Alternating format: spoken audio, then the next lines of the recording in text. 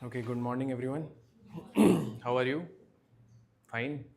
So this is your first class for environment, right? So quickly, how many engineers here? One engineer. Medical background, science, medical, metallurgy, veterinary science. Okay, then you will have good knowledge about zoology, animals, biodiversity, and rest. BBA. Okay, you? BA. Okay, so yes, please. Okay. So the thing is that environment. So all of you have gone through the syllabus. I am assuming that most of you are are first attempters. All of you are first attempters. How many first attempters? All? Only you're also first attempter. Okay. So most of the times the first attempter would not see the syllabus, right? So you must be making it a point that syllabus must be known to you. Okay, especially with respect to all the other subjects, but environment is a syllabus that is given in very short. Okay, even if you look at the syllabus of prelims, or even if you look at the syllabus of mains, only 2 to 3 words are given. Okay, but so many questions are being asked, right? So with respect to prelims, we have just these 3 things. Okay, so we have environment and ecology, we have biodiversity, and we have climate change. Only these 3 topics are given, right? And do you know how much percentage of questions do I have from environment in prelims? Approximately. Prelims MCQs. Prelims I have, because I have the paper that is merged with Indian Forest Services, right? So therefore there is a considerable number of questions from environment, near about 18%. That means 100 questions you get in prelims, you will get 18 questions from environment, right? But that is not the case with mains. Main syllabus would have conservation, environmental pollution and degradation, and environmental impact assessment. These 3 topics again, okay? But the questions, the marks that is allocated, you could say it is 50 to 60 marks out of 250, right? So first of all, it is very important for us to know the syllabus. This syllabus would be a guiding factor in how do I have to prepare for this exam, right? Also, have you started reading the newspapers? Started? Okay. So newspapers will also, because you have read the syllabus, what syllabus will do to you? Syllabus will tell you what are the topics that I need to study in newspaper. Okay, if you go for completing the newspaper from end to end, it will take you 4 hours, right? But once you have read the syllabus, there are 4 pages of syllabus. If I have read the syllabus, by hearted it, internalized what are the contents in the syllabus, then I would be able to fish through the articles that are very important from my answer writing point of view, right? These are the only articles that I need to study. If I read newspaper end to end, I would be reading around 20 to 25 articles, right? But actually every day I will have to read only 7 to 8 articles. Okay, and that is only possible.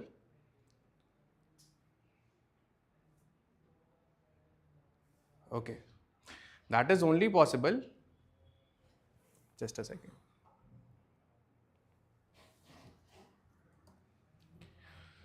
That is only possible when I am able to fish out what are the articles important with respect to these topics, right?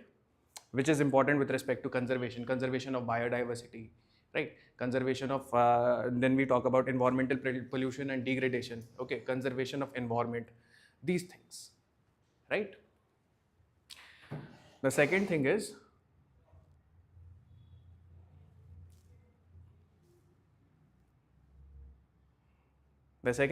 that we have to study PYQs, okay? So understand this, that when this is your syllabus, syllabus is the superset. and previous year questions. Previous year questions are the core. Okay. Previous year questions are the core of what you have to prepare. Okay, they have given the syllabus of 4 pages, they have given the syllabus in the prelims part, but PYQs are the focus. They are including all the kind of thematic patterns. They are trying to overlap some of the topics and then they are giving you a mixed question. Okay, so my first step should be understanding what is the syllabus and then understanding what are the previous year questions and trying to categorize them, trying to internalize them, trying to read about them and also the related information. Okay, it is just like how you used to prepare in 10th and 12th, that you should be aware of the previous year questions, 10 years questions, right? So here you will have PYQs, there will be 25 years PYQs. I would suggest that you go through all of them to understand what are the themes on which the questions are being asked, right? So in this class, like this is the orientation class, I will tell you like what are the previous year questions, how are we going to study environment, and where your focus should be, right? The thing is that there are two things that will help you. One is the foundation course and the second is your own effort, right? Why? Because your factual content, there is huge amount of factual content. Even if I cover the conceptual content here with you, there are multiple lists. Okay, there are national parks, there are biosphere reserves, okay, there are wildlife sanctuaries, there are species, right? So there are so many lists, at least 120 national parks you have, 567 wildlife sanctuaries you have, 18 biosphere reserves you have, right? So this amounts to a huge amount of factual content that requires your effort.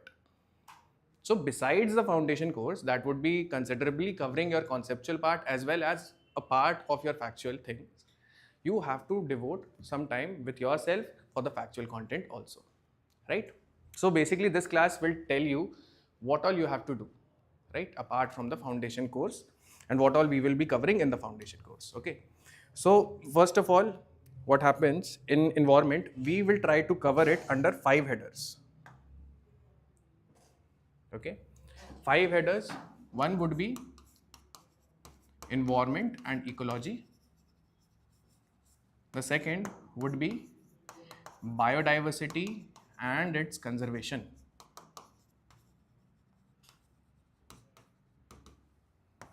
Third is pollution and environmental degradation.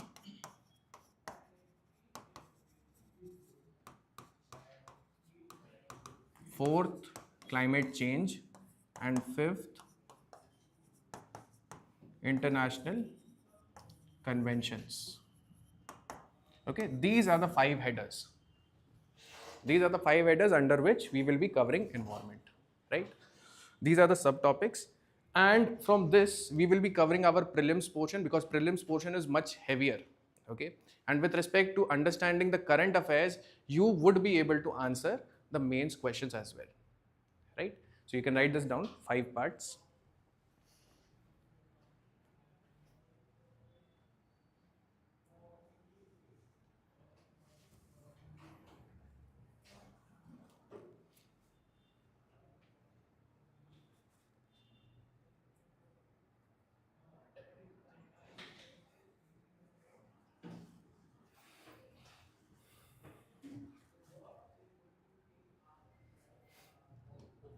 Okay, understood. So let's move forward.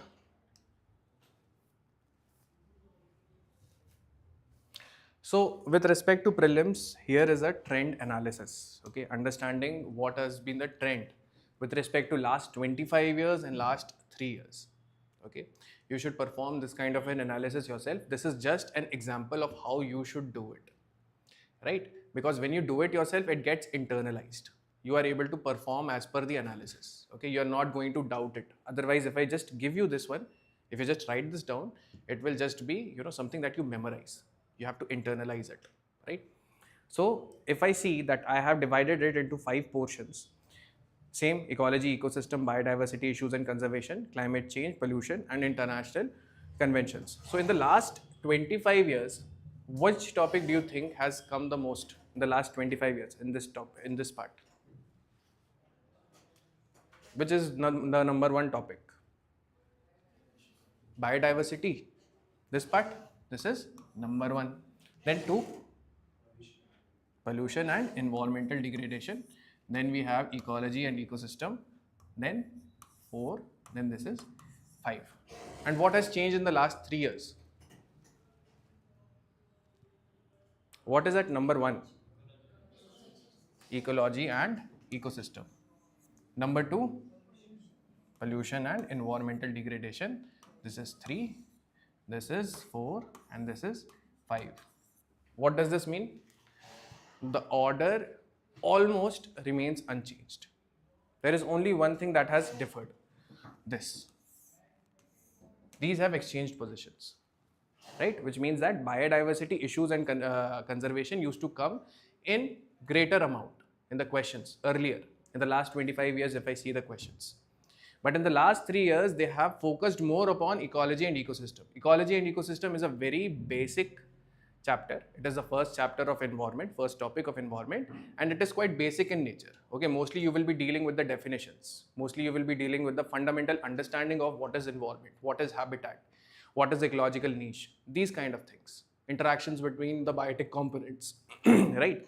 So what they are focusing more upon is the fundamental, something that is conceptual. They are giving you more questions on that. They asked one simple question: what is ecosystem? A lot of people got that wrong. Okay, they will give you 4 options. Those 4 options will be very, very similar. Okay, so it becomes very important for me to understand what is included in the definition and what is not included. Okay, what it is not is more important here.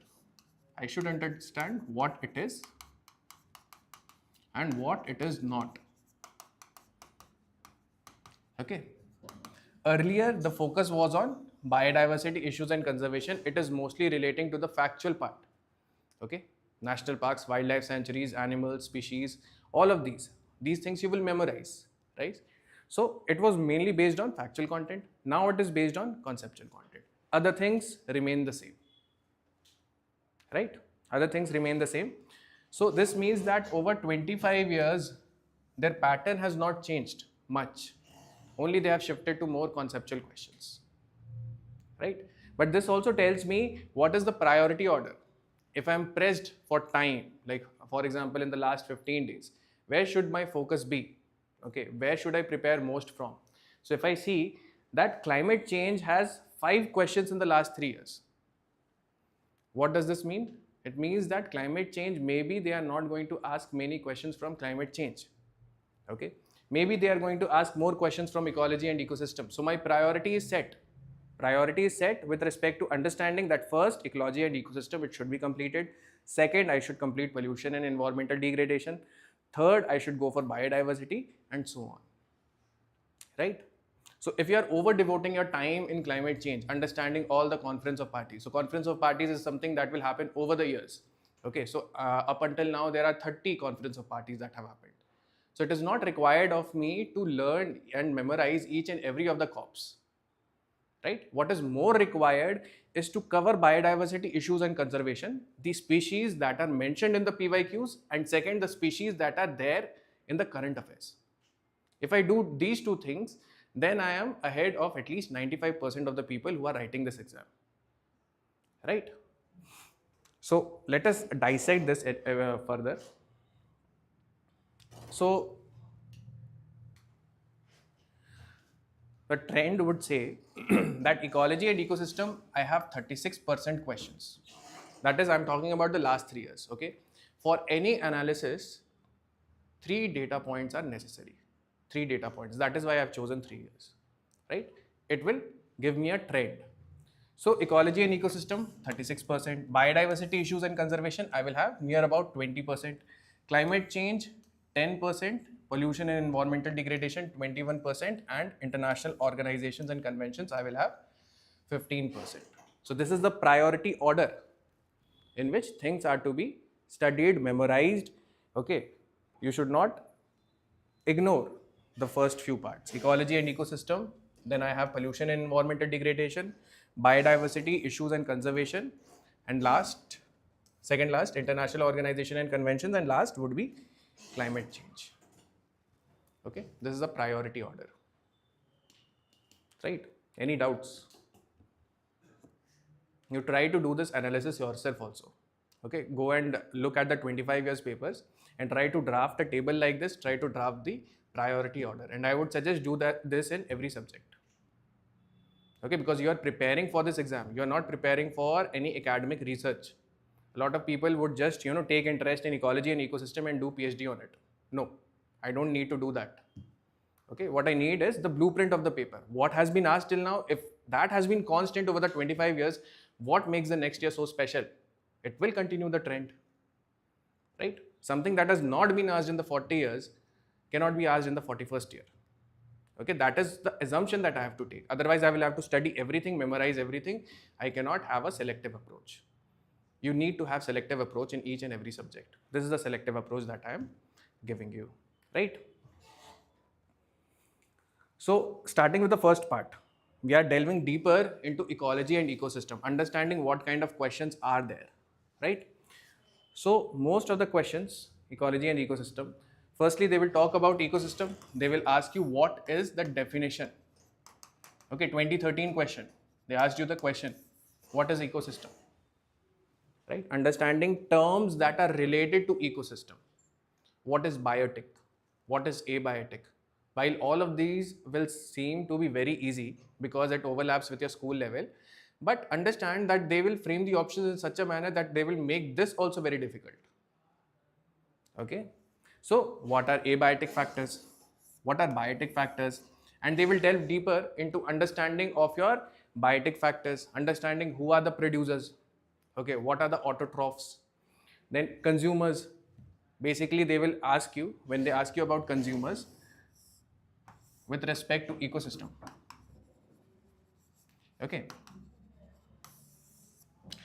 They are asking you recently about squirrels, honeybee. Okay, these kind of organisms they are asking. Okay, these are not. Okay, one question I should ask you. What is the difference between understanding the ecosystem with respect to these biotic factors, squirrel, honeybee, versus biodiversity issues and conservation? I have animals and species in biodiversity issues and conservation also. I have some species why I am studying under ecosystem.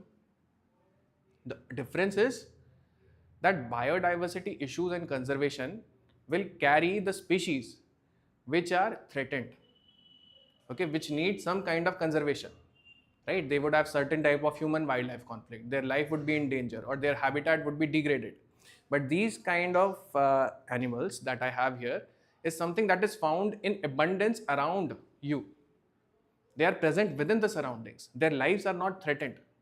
It is just that UPSC would want to test whether you are aware and observant of the surroundings around you. Okay, so that is why we will have this kind of a distinction, that these are the kind of animals that are covered within ecology and ecosystem, and they are found in surroundings and they are found in abundance. Right? I just have to note what is their role in the ecosystem. Okay. So about them, they are not going to ask you what is their status with respect to threatened status or with respect to conservation. They are going to ask you their shelter, their food habits, okay, any special feature. Okay, this is based upon how you understand your surroundings. So whenever you go out, you see some animal, try to Google it. Try to read a Wikipedia page about it, understanding what is its mode of nutrition, whether it is a herbivore, whether it is a carnivore, whether it is an omnivore. They ask the question, squirrels, what are they? Whether they are herbivores, carnivores or omnivores? Omnivores. A lot of people thought squirrel is such an innocent animal, it must be a herbivore, but it is not. It is an omnivore, right? So you have to understand these things about your surroundings. I would suggest that you make a list. Okay, they have not asked about crow, they have not asked about the scavengers. Okay, maybe they will ask it in the future. I should be well prepared for that, only under those three headers, right?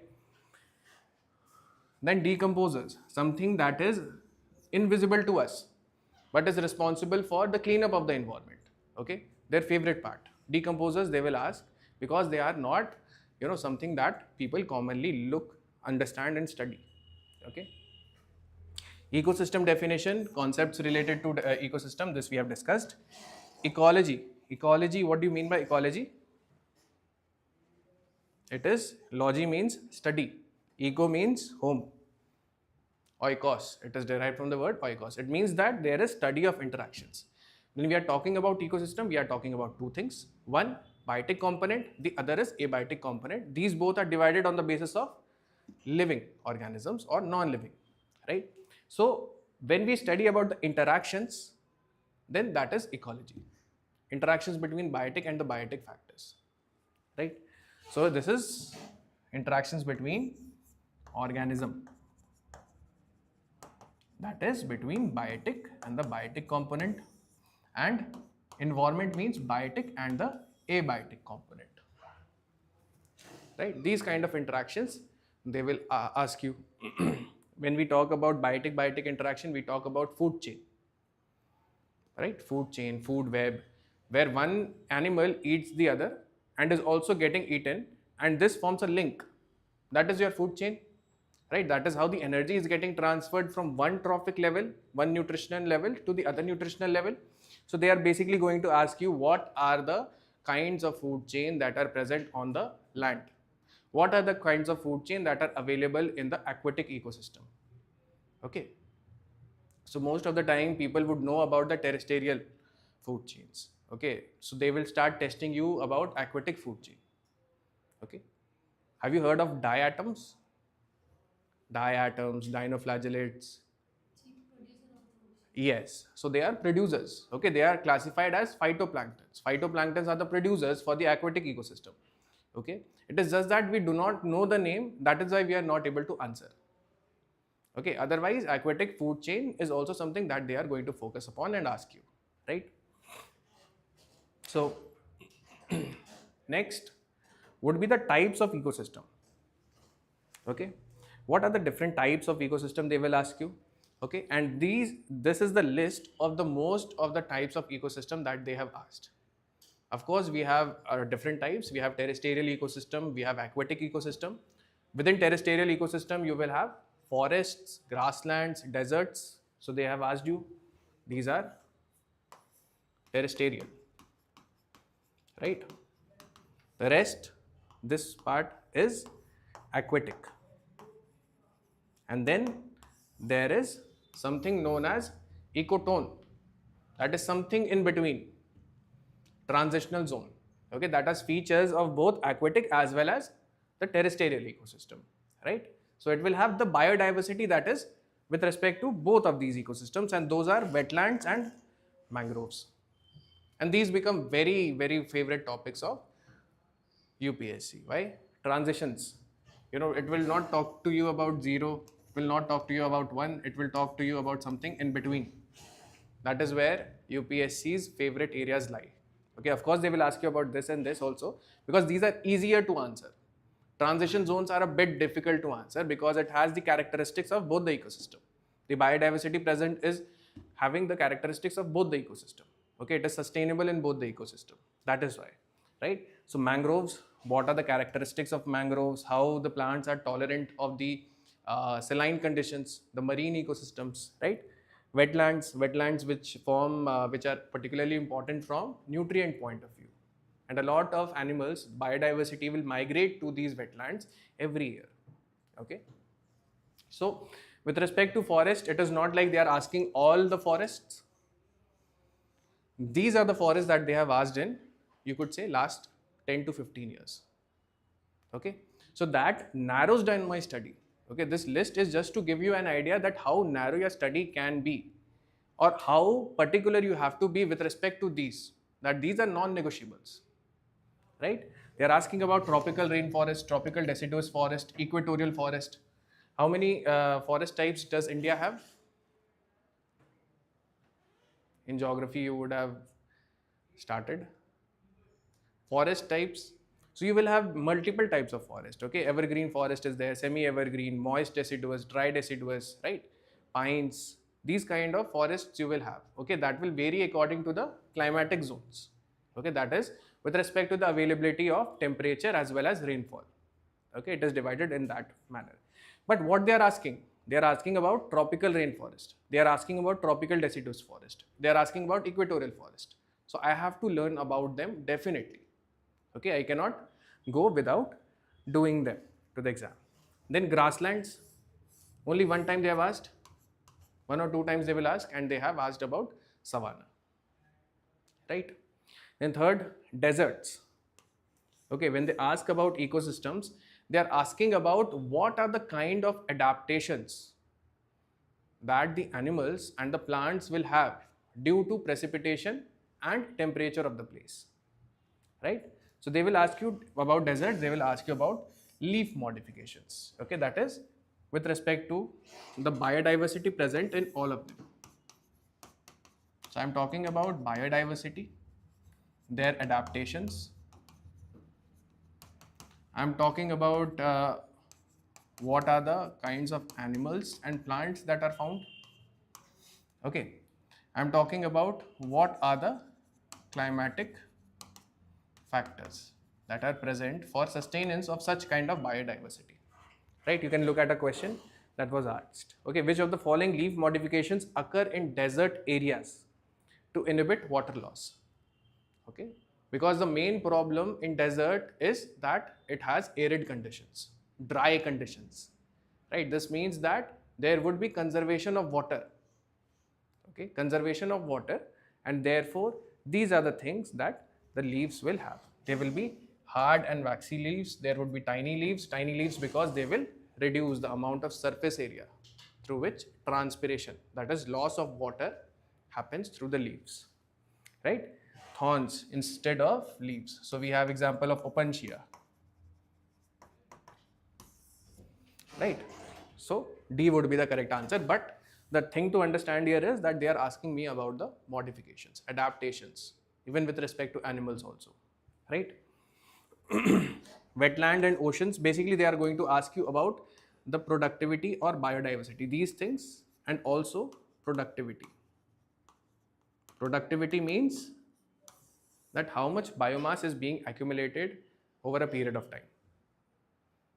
Okay, basically it is all about understanding, ecosystem is all about understanding how does energy flow and how is nutrient recycled. Okay, energy flow is like electricity in the building, and nutrient cycling is like the bricks of the building, right? Nutrients will never get destroyed. Energy gets moved from one to another trophic levels, right? So basically that energy and that nutrient would form the productivity, or that is, it is being stored in some kind of biomass, right? So these are the types of ecosystem that they have asked over the last 10 to 15 years. So please focus on them.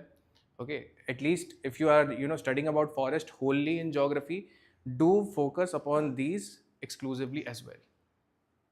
Okay. Ha. Uh-huh. Transition zone. These are transition zones. These are between your terrestrial as well as aquatic ecosystems. Okay. Then there is another way to categorize. Okay, one more way to categorize this ecology and ecosystem topic is region, or it is regional based. Okay. This means that there are certain favorite regions from which UPSC will ask. Okay, it is not that UPSC has some favorites, it is just that the biodiversity is much more abundant in these areas. Okay, that is why more questions on them are expected. So what are those regions? One is Himalayas.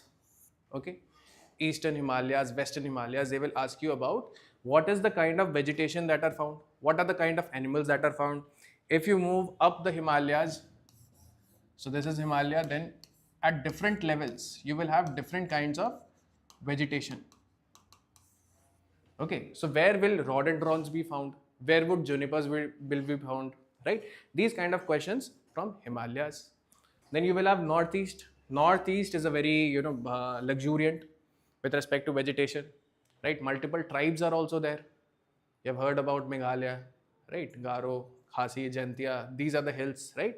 And they have huge amount of biodiversity.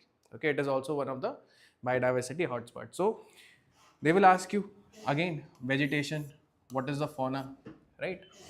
Then South India, mainly the peninsular part, right? They will ask you about Western Ghats. Okay, Western Ghats is nearby also. You can go and visit, right? Western Ghats. So they will ask you about human wildlife conflict here. Okay, what are the kinds of animals that are present, right? For example, there is human wildlife conflict with respect to elephant.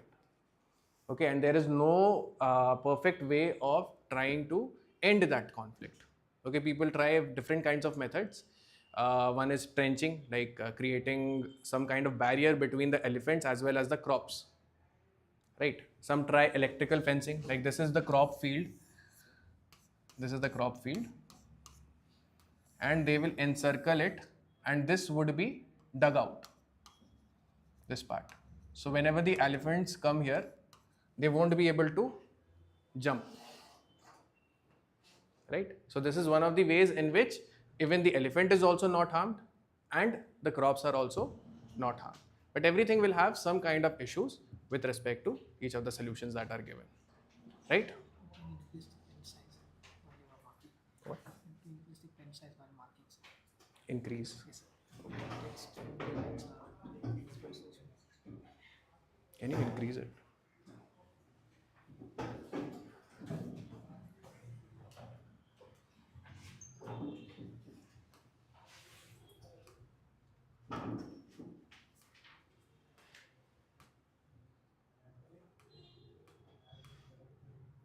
That is highlighter.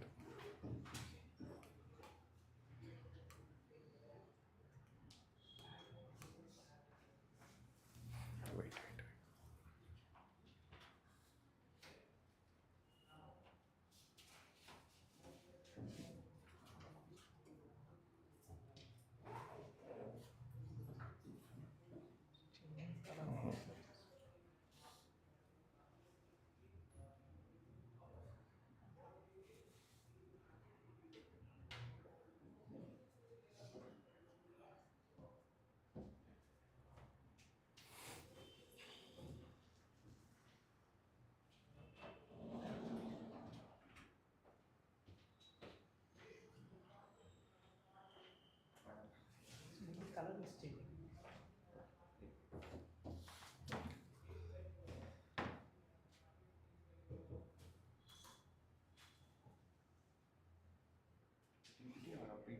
PDF, PPT, sorry.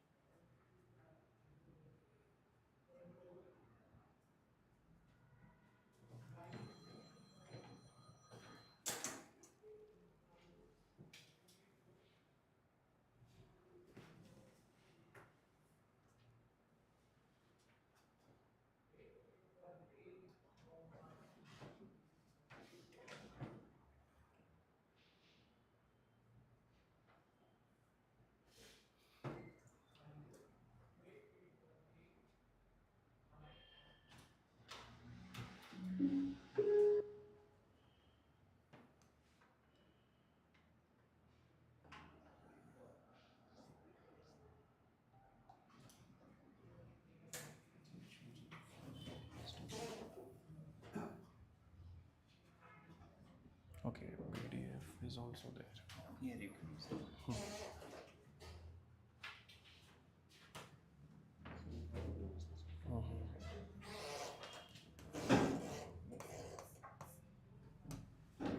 Okay, it will happen like this, and okay, Scroll, you just undo that one and you can scroll like this. okay, okay.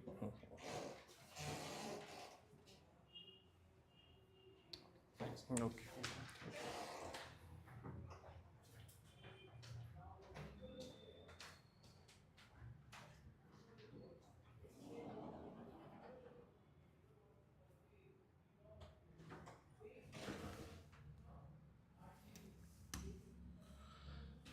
Okay, so then we have region based. Region based questions, Himalayas we talked about, Northeast, South India, right? So, and with respect to the wetlands also, okay, there are certain wetlands or certain forest areas which are much more important than the others, okay, and it is not possible to understand, memorize all of them. So at least the ones that have been asked in the previous year question, that should be my target. Two things I should always see. One is PYQ, the other is current affair. These two things are very important. Previous year questions are an indicator of what the right options can be, at least what I should understand. And there is also a list of wrong options. Okay, a lot many times the wrong options are repeated.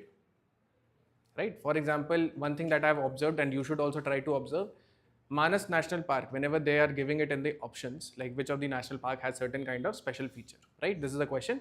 They list 4 national parks. One of the national park is Manas National Park.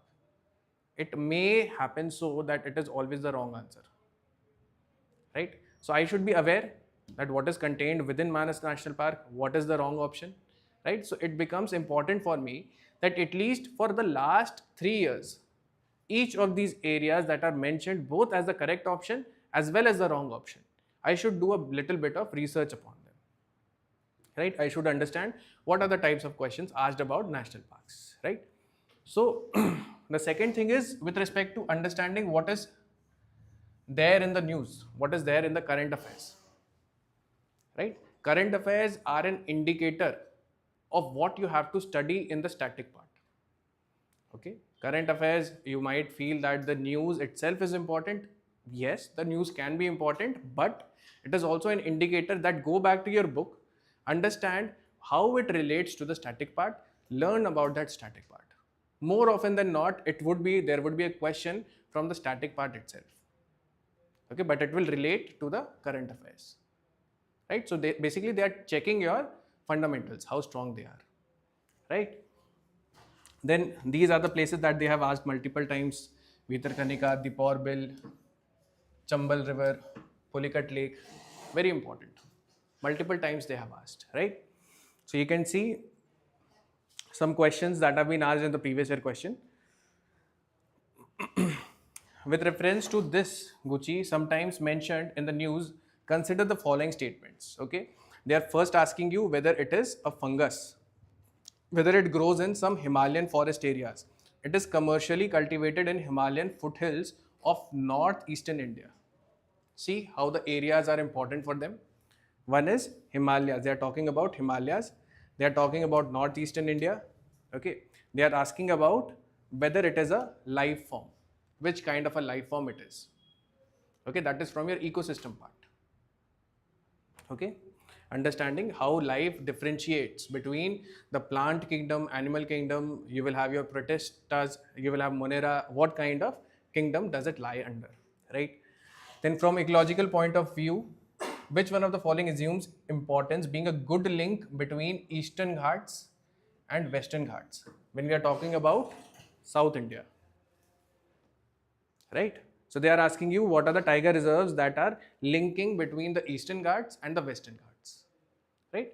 So we have to study about all of these biodiversity hotspots. Okay, it is mostly region based. So whenever in my current affairs or whenever in my PYQs such kind of a mention is there, I must go and thoroughly read about it. Okay, not all things are necessary, but understanding what has been asked in the previous year question with respect to such information. Okay, with respect to national parks, they will ask you about the location.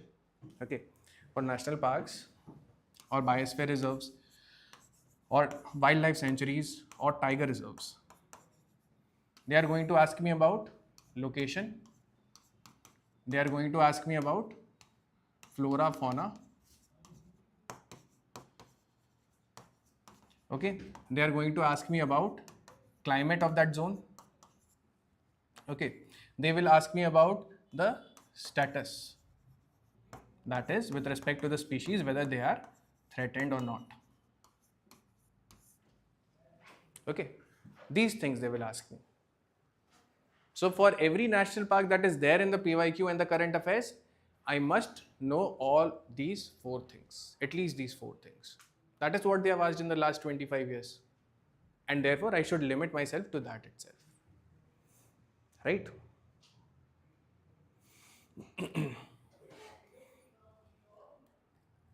Okay. The next category within ecology and ecosystem is soil based questions. Okay, soil based question. Now you will study about soil in geography. You will study about soil as a resource with respect to agriculture, in economics, then soil in environment as well. Right, we are talking about land degradation. We are studying soil from the point of view of interactions. Okay, interactions between biotic and the abiotic components. Okay, soil is greatly classified, like a lot of people get confused that it is a biotic component or an abiotic component, right? It is classified as an abiotic component but has a considerable amount of biotic component within it. That is what makes the soil. Okay, there is huge amount of organic matter as well. Okay, so they have asked about nitrogen fixing, basically talking about what are the biogeochemical cycles.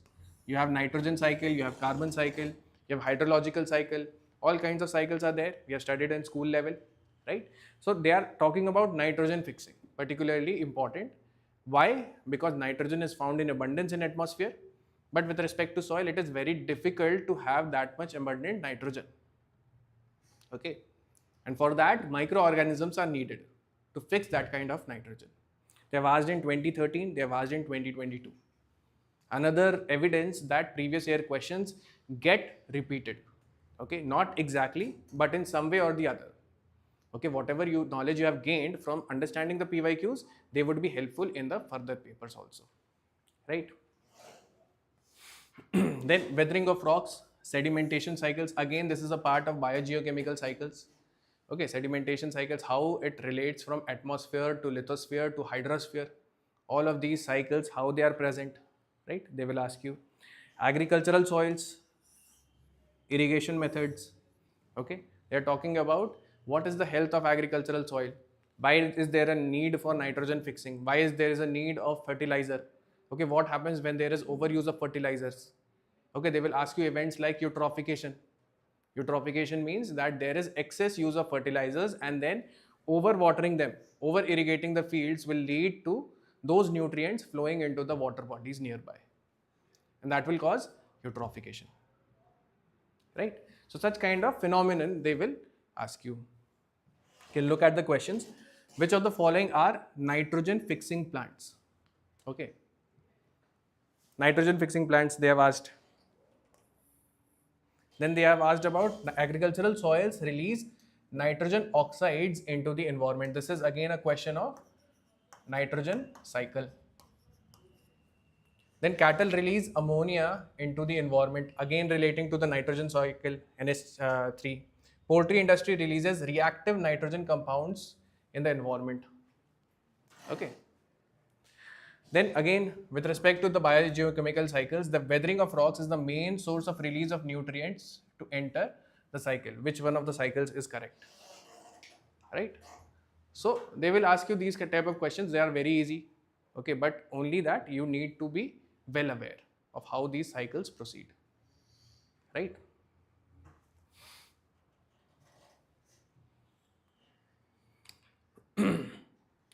Then one thing is there that when we divide, if you had biology, then you would have learnt about how do we classify life, right? We have life, domain, kingdom, then phylum. Okay, these are levels of organization on which the organisms will have certain similar features. Because in any type of study, it becomes very important to organize them. Okay, organize them so that similar things can be studied in a like manner, right? They will help us into understanding things deeply, right? So that is why there is division with respect to life also. Life is there, domain, kingdom, phylum, class, order, family, genus and species. Okay, species is the last part of that list, right?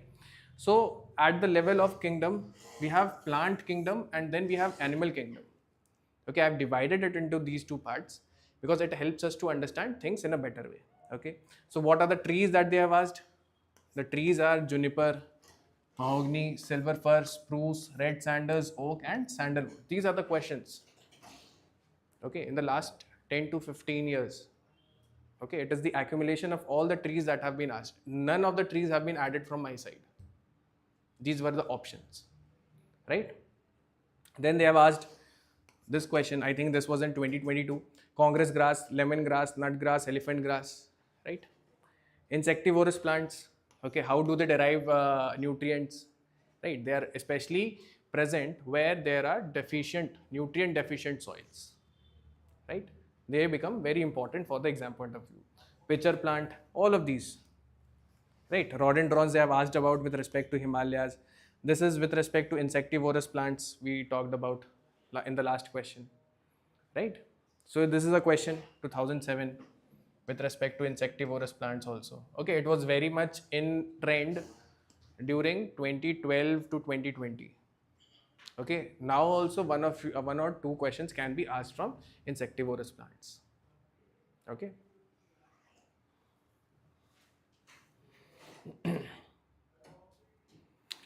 Then animal kingdom. Okay, so these are the list of options that they have asked. A lot of these options were asked in the paper. Okay, red panda, slow loris, golden mahseer, Indian nightjar, spoonbill, white ibis, fishing cat, orangutan, otter, sloth bear, and marsupials. So these are okay. Understand this, that with respect to the course, it is not possible to understand and have a discussion on each and every one of them. Okay, because you have huge amount of main syllabus. Okay, there are other considerable huge syllabus that you need to cover. Okay, and this is mainly the factual content. Okay, while I will be covering a lot of these, okay, there if something happens to be left out in the previous year questions, you make it your own effort so that you are able to understand and derive the required information from Google. Okay, derive the required information from Wikipedia. Okay, make it into a table, print it out, and stick it on the walls of your room. Try to revise it multiple times, right?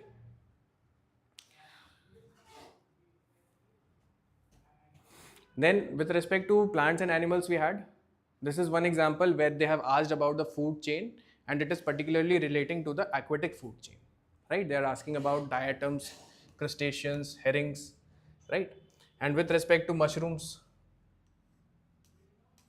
okay, they are asking what are the properties of mushrooms, right? So they are asking what are the organisms asked, what are the organisms that are there. Okay, algae, bacteria, fungus, mosses. I must understand first of all where they are classified as, because I've talked about plant kingdom, I've talked about animal kingdom. These are other organisms, these are not plants or animals, right? So they will tell me what are the different types of organisms that are being asked. Okay, so algae, bacteria, fungus. Then this is with respect to your aquatic part up until here. Copepods, cyanobacteria, diatoms, foraminifera. Right? So these things, you should also make a list. Then decomposers and detritivores, important parts of ecosystems, right? These have been asked. Jellyfish, millipedes, seahorses, wood lice, right? What am I doing? I'm just creating a list of all the things that have been asked, and I'm trying to prepare myself with respect to all of them. Okay, that's all. Okay, interactions, they have asked about with the different types of interactions. Okay, different types of interactions between the biotic component. One would be, there would be amensalism, there would be commensalism. Okay, there would be symbiotic interactions, and the most would be asked about the symbiotic interactions. Have you heard about lichens? Have you heard about this organism? It is a symbiotic interaction. Symbiotic interaction means that both of the organisms will benefit from such kind of an interaction. Most of the times in food chain we find that there is one organism that will benefit due to the energy flow and the nutrient cycling. The second organism will be harmed. Okay, matlab there would be two things, one plus one minus, means one is harmed, one is benefiting. Okay, but in symbiotic interactions, it would be a case where both of them will benefit, okay, from each other's interactions. So with respect to lichens, you will have the symbiotic association of two organisms. One would be algae, the other would be fungus. Algae is photosynthetic in nature, okay, it is a marine organism and it will provide the necessary food, while fungus will provide the anchorage, it will provide the shelter, okay, to algae, right? So it is a symbiotic interaction and they are also known as extremophiles, which means that they survive in adverse environmental conditions, okay, and that is why you will find them in the paper also, right? They will form a part of your questions multiple times, 3 to 4 times. Lichens have been asked, okay. Lichens are also the primary like pioneer species that start any kind of ecological succession. Ecological succession is how do we move from unstable factors of ecosystem to stable factors of ecosystem, okay. So they are not asking you about those concepts, they are just asking you about the components. What are the organisms? What are the works that are being done? Okay. So if you look at the question, which of the species that can establish a symbiotic relationship with the other organisms? Okay, all of them. All of them. Okay. Cnidarians, this is one of the groups that you have you seen like in Google also coral reefs? You have example of coral reefs. Coral reefs is also a symbiotic interaction. It is an interaction between two things. One again, there would be a food generator. The other would be the giver of shelter and protection, right? So these are the questions.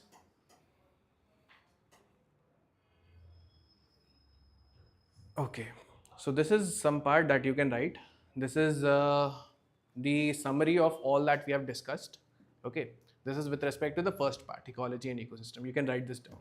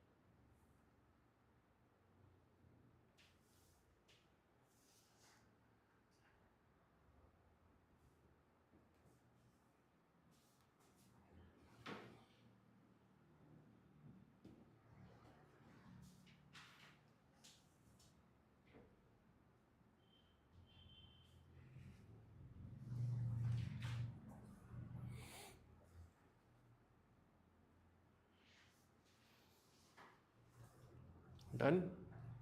Any questions up until now? Any questions? Any doubts? No? What is this be observant and application of mind? My question to you. What are we talking about when we are saying be observant or there should be application of mind?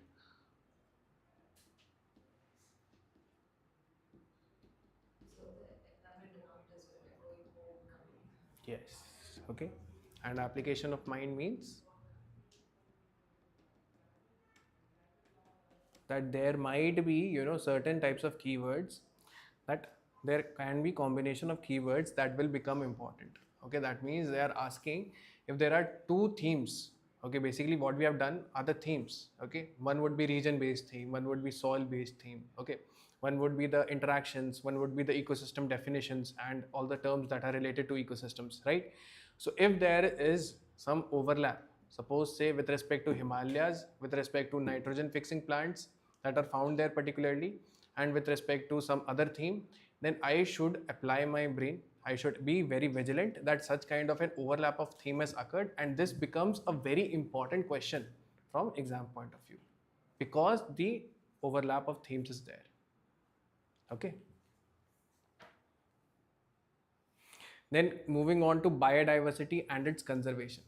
Okay, biodiversity and its conservation. Understand that biodiversity, we will have protected area networks. Okay, there are two types of conservation method that they will ask. Okay, there are two types. What are those? One is in situ, the other is ex situ. Okay, whenever we talk about biodiversity conservation, we talk about the protected area networks also. Okay, why is it a network? Because conservation cannot take place in an isolated zone. It has to be a network. Okay, we as humans, we can travel only 3 to 5 kilometers per day, okay, on foot. But tigers, how many kilometers? They can travel hundreds of kilometers, okay, in a day, in a single day. So you cannot just isolate them in one particular national park, or you dedicate a tiger sphere, tiger reserve, and you say that the tiger must remain within the boundaries of these four walls. That is not something that is going to happen. Okay, it is not a human. So this means that there has to be a network. It means that I will have national parks, I will have biosphere reserves, I will have wildlife sanctuaries, and certain areas will also be designated as tiger reserves. These are the conservation efforts that I will do, and these are also within the vicinity of each other. That is why they form a network. Okay, unless I have these networks, unless with respect to this national park, if there is a national park, there is another national park, there is another national parks, all of these should be joined to each other so that the animals can move around. Okay, if you seclude them, if you isolate them to a particular zone, then they will come out of that zone and it will create problems for humans as well as the crops, right? You would have heard about in the news also that there are certain types of tigers that are classified as man eaters, right? So what happens? Why does that human wildlife conflict occur? Because slowly we are moving towards urbanization, we are moving towards deforestation, and because of that the habitat is getting degraded, and that is why we need some amount of conservation efforts. Okay, but first of all, why do we need conservation with respect to these species only? Like for example, why should I need, what is the need for conserving tiger?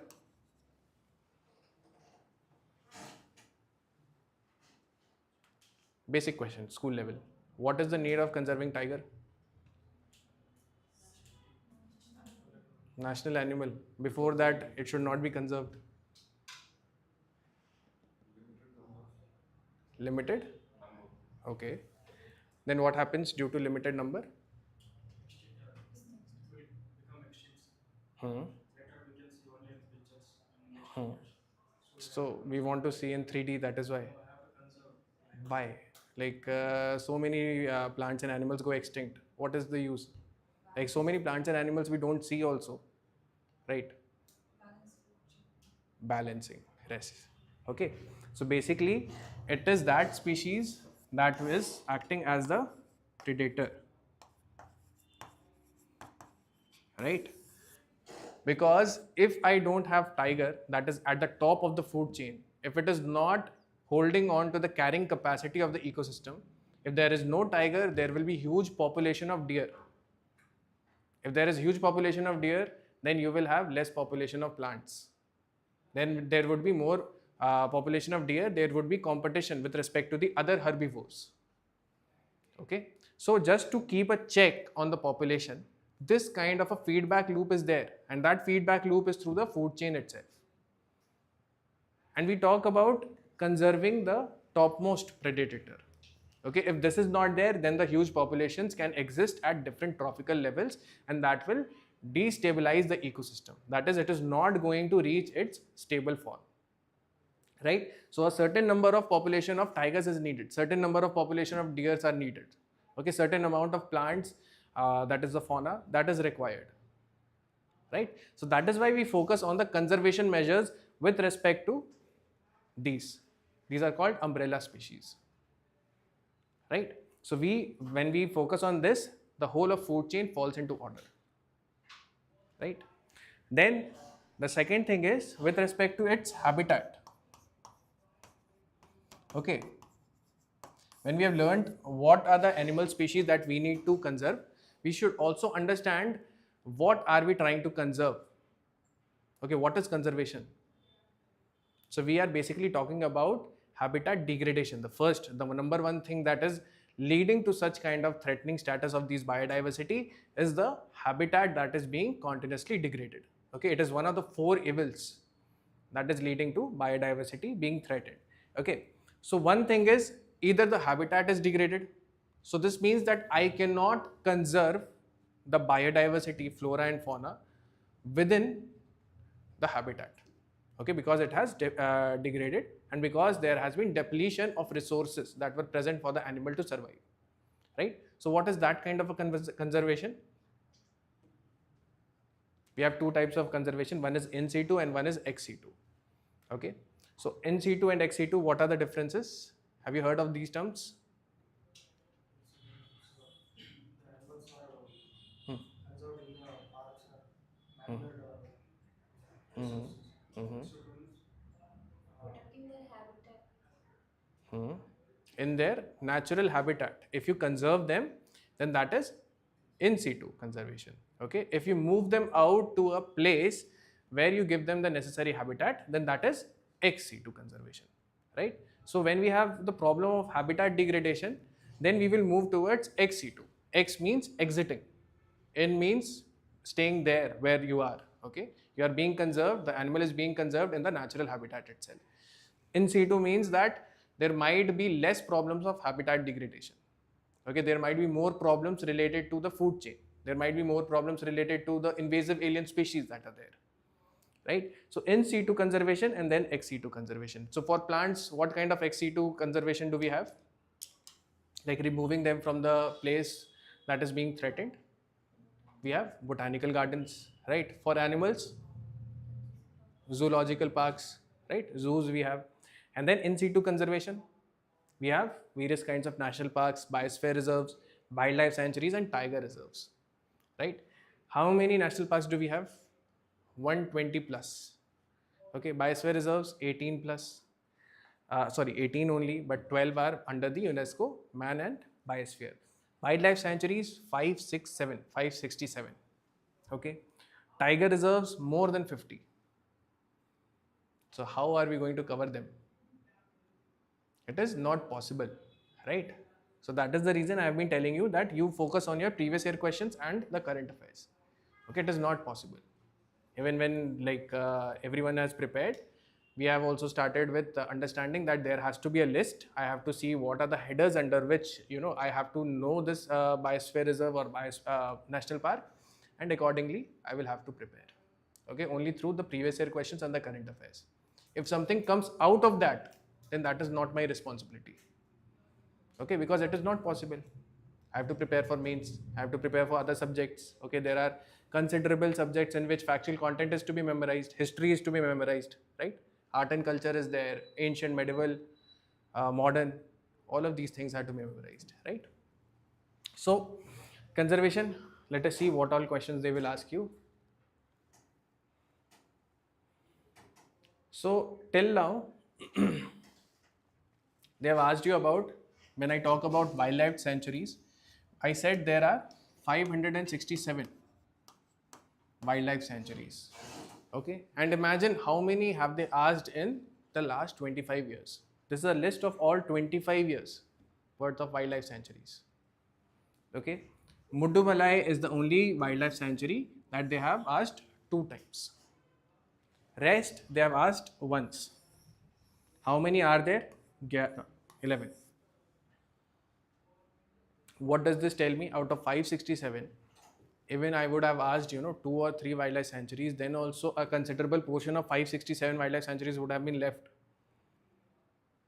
and they have asked only 11. Okay, so this means they are applying a filter. What kind of filter? What kind of filter? It is current affairs. Current affairs that will serve as an indication of which wildlife sanctuary or national park I need to prepare. Okay, the second thing that it will tell me is that what I should prepare about these.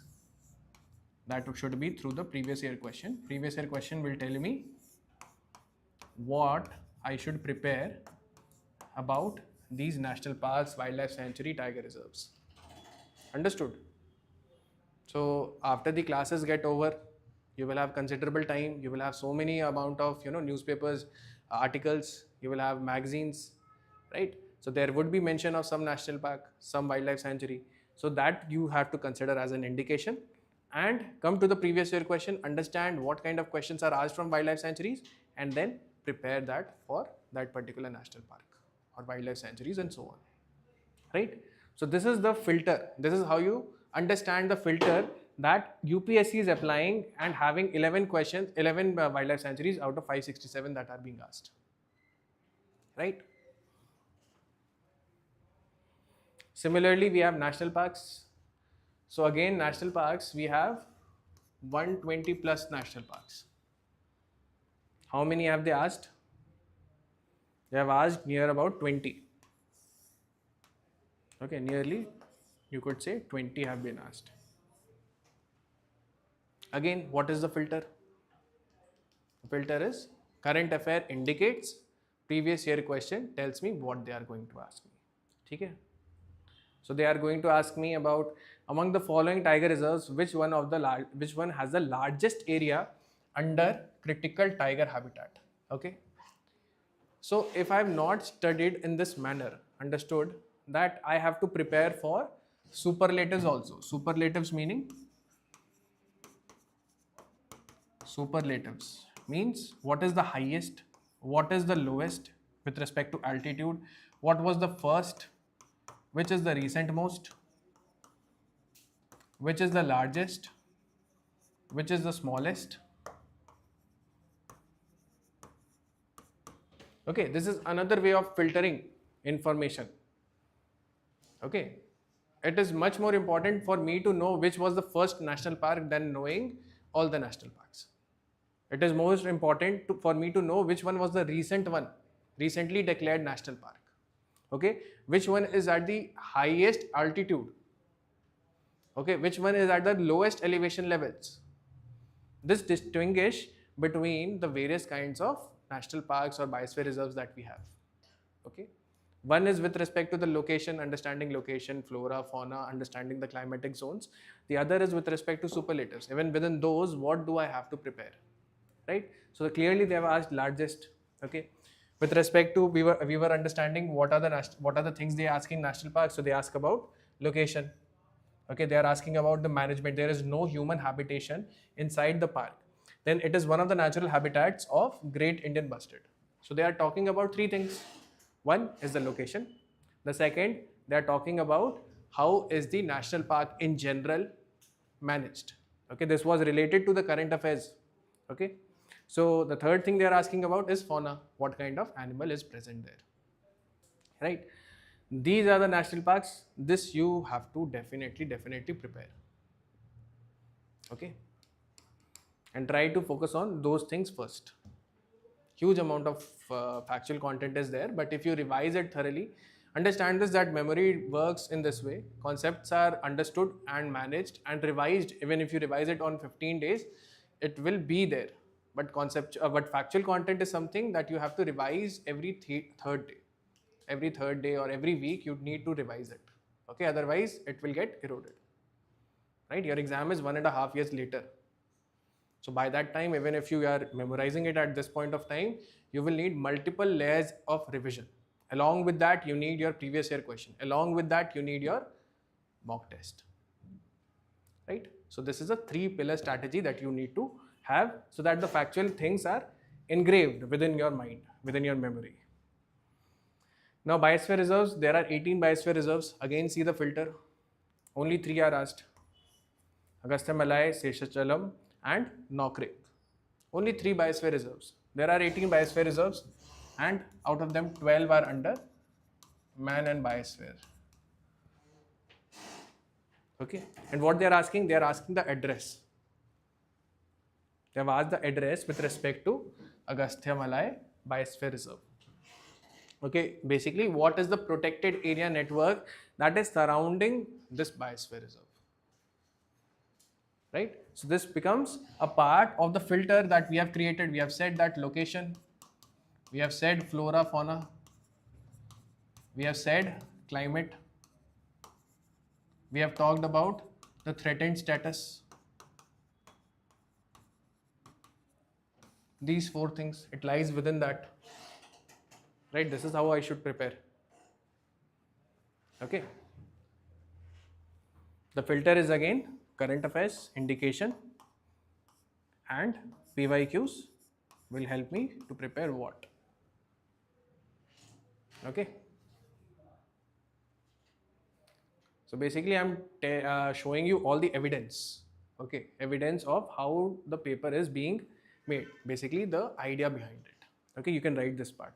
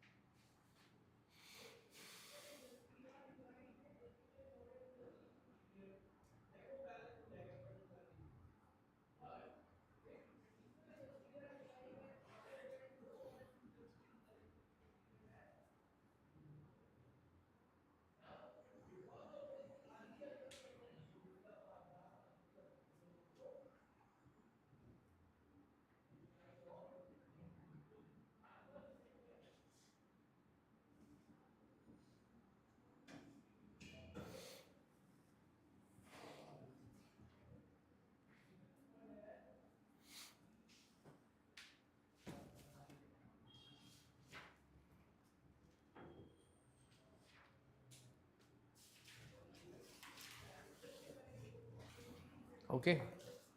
Also, there is one more line about legislations. Okay, these are legislations which are with respect to the biodiversity. Okay, with respect to forest, with respect to wildlife, with respect to biodiversity, and with respect to the forest rights. Okay, forest rights of the individuals that are living within those forested areas, right? So FCA is Forest Conservation Act 1980, BDA is Biological Diversity Act 2002. Okay, it relates with conservation of biological species and there also genetic information. Okay, so the people who have conserved it over a period of time, the tribals basically, they would be given rights to the intellectual property rights with respect to those biodiversity. Then we have Wildlife Protection Act that relates to flora and fauna. Okay, which ones are more conserved. Okay, Forest Rights Act 2006 that again talks about the forest governance. When we talk about the people who are residing in the forest guards, the forest personnels, okay, that is with respect to the government part of forest, and how do they manage any kind of conflicts between them and the biodiversity part, right?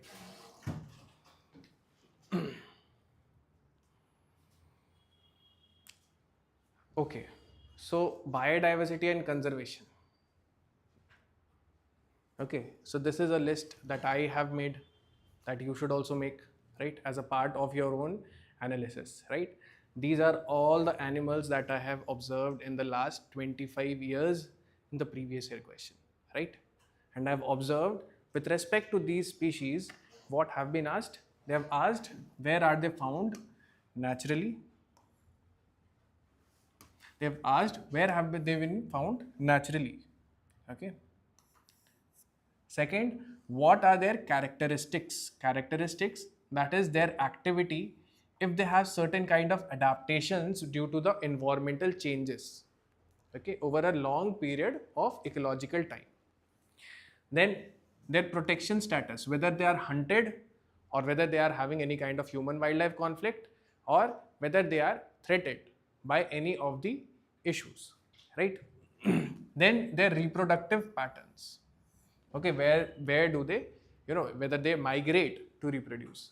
A lot of species like olive ridley turtles, they will actually migrate to the east coast, that is to the coast of Odisha, to have reproduction, right?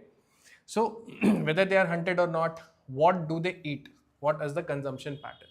Okay, these are the set of questions that they have asked over all the animals, right? So even if I'm not, preparing holistically for everything, but at least I should be having the knowledge that these are the ones that are being asked. For my easier understanding, I must divide them into these parts. Okay, what are these parts? These are birds, fish, amphibians, okay, reptiles, mammals. Okay, so when we have the animal kingdom, we talked about animal kingdom. So within that, we will have certain classifications also, and these can be classified with respect to the questions that are being asked. We can classify them as birds.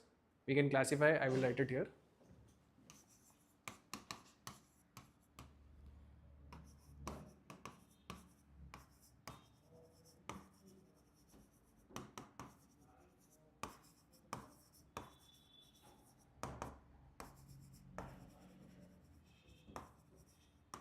Okay, it is important for me to understand what is the difference between animals and plants first.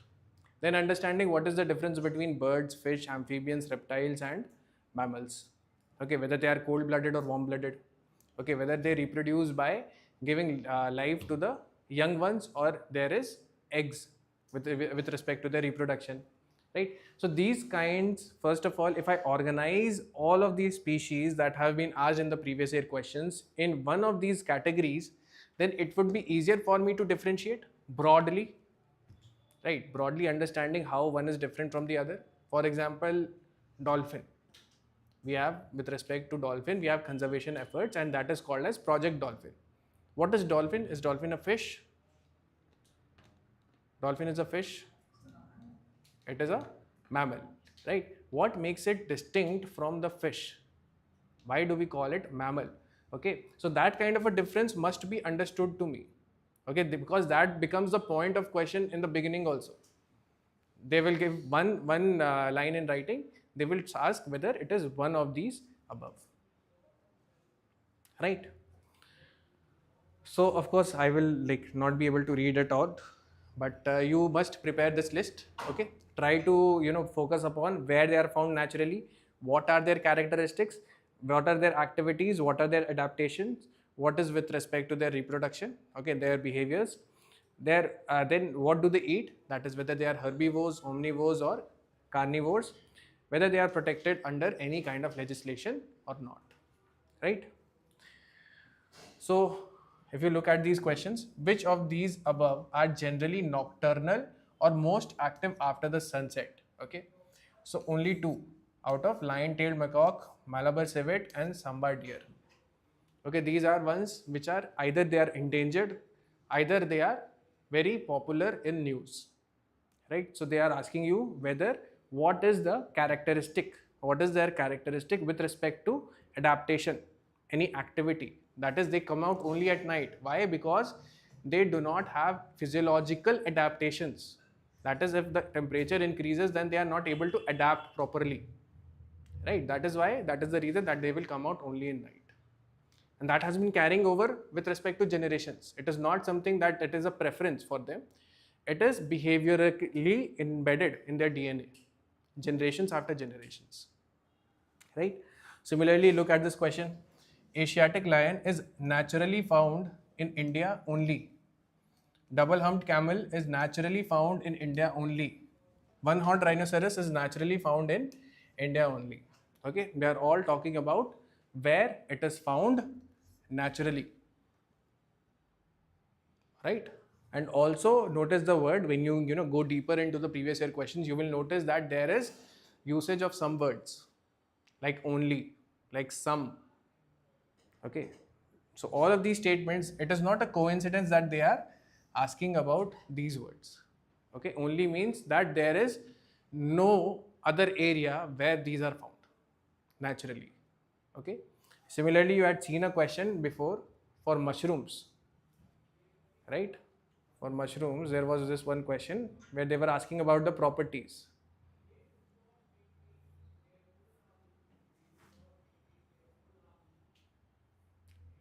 See this. So it is not again a coincidence that they are asking some in the beginning of all the statements. Okay, they are basically trying to ask you. This becomes a paper where you are also applying your logical reasoning. Okay, to even guess properly. So some will mean that there are exceptions and there is general rule. Okay, this means while general rule exists, there are some exceptions also. Okay, it means that some mushrooms will have medicinal properties. I'm not saying all mushrooms have medicinal properties. Okay, similarly, when I'm talking about India only, that these kind of Asiatic lion is found naturally in India only, I'm saying excluding everything else, nowhere else it is found. Okay, so it becomes important for me to understand how they are framing the sentence. One is based on the knowledge part, the other is based on the logical reasoning part, whether I'm able to grasp these kind of words or not. Okay, because they are giving you an opportunity. They are trying to understand whether you know it as an exception or a general rule, right? Whether you know the exceptions to this general rule or not, right? So both of these things have to be applied, but of course the first thing comes is the knowledge part, that you must be in a position that you can answer it from the knowledge part only. Okay, so this is the list, right? Again, you see only, you see the multiple times that they have used naturally. That is why we talk about endemic species. Endemic species are the ones that are native, that are they are found in the natural habitats. Okay, you write this part also. HOC is herbivores, omnivores and carnivores.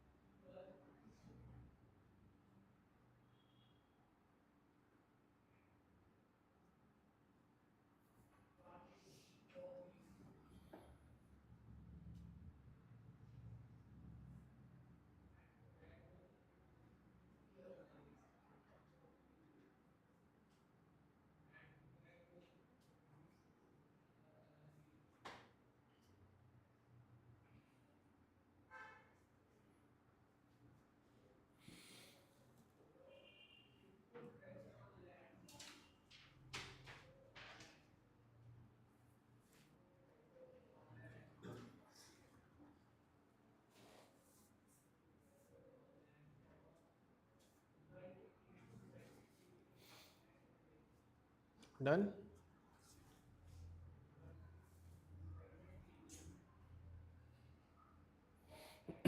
Okay, so now third topic, pollution and environmental degradation. Okay, we have gone through the two topics. One was ecology ecosystem, the other was biodiversity and its conservation, right? Most of the questions are from these two parts, right?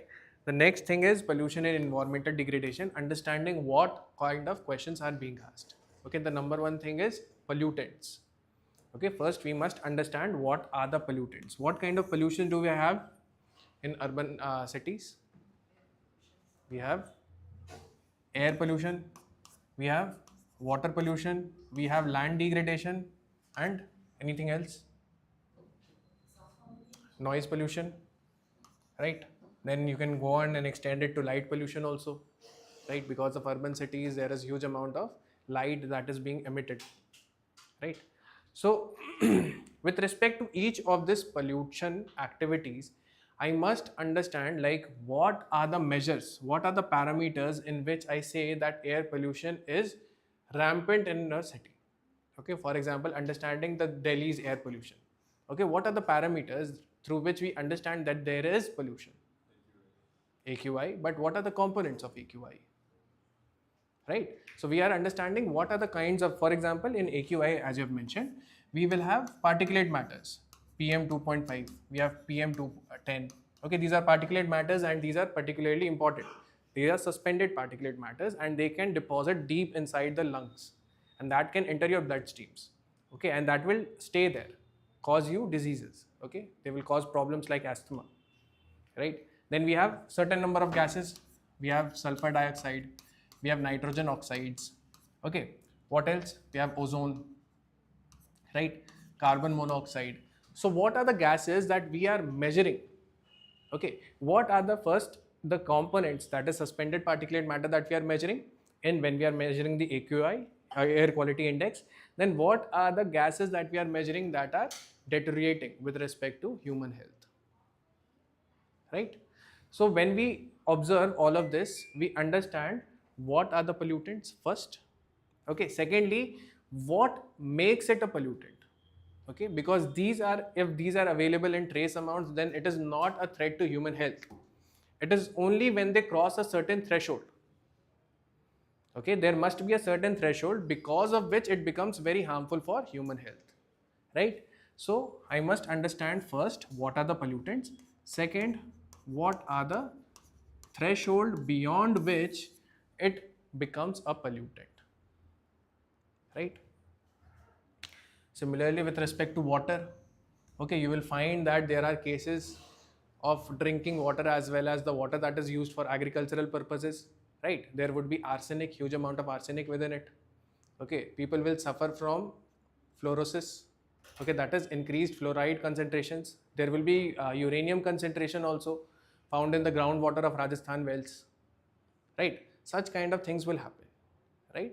Even Jharsuguda is something, it is a place where you will have the uranium being mined and the tail pond where the waste is being discarded, and that tail pond that becomes the waste accumulation for all the radioactive waste that is being drunk by the villagers, and because of that there has been multiple genetic changes throughout the generations that have happened, right? So the kids would be born with huge kind of masses over their face. Okay, that kind of a genetic change will happen. So what makes that kind of water pollutant? Okay, what is the amount of pollutants that are present in the drinking water? What is a safe drinking water? What is a toxic drinking water?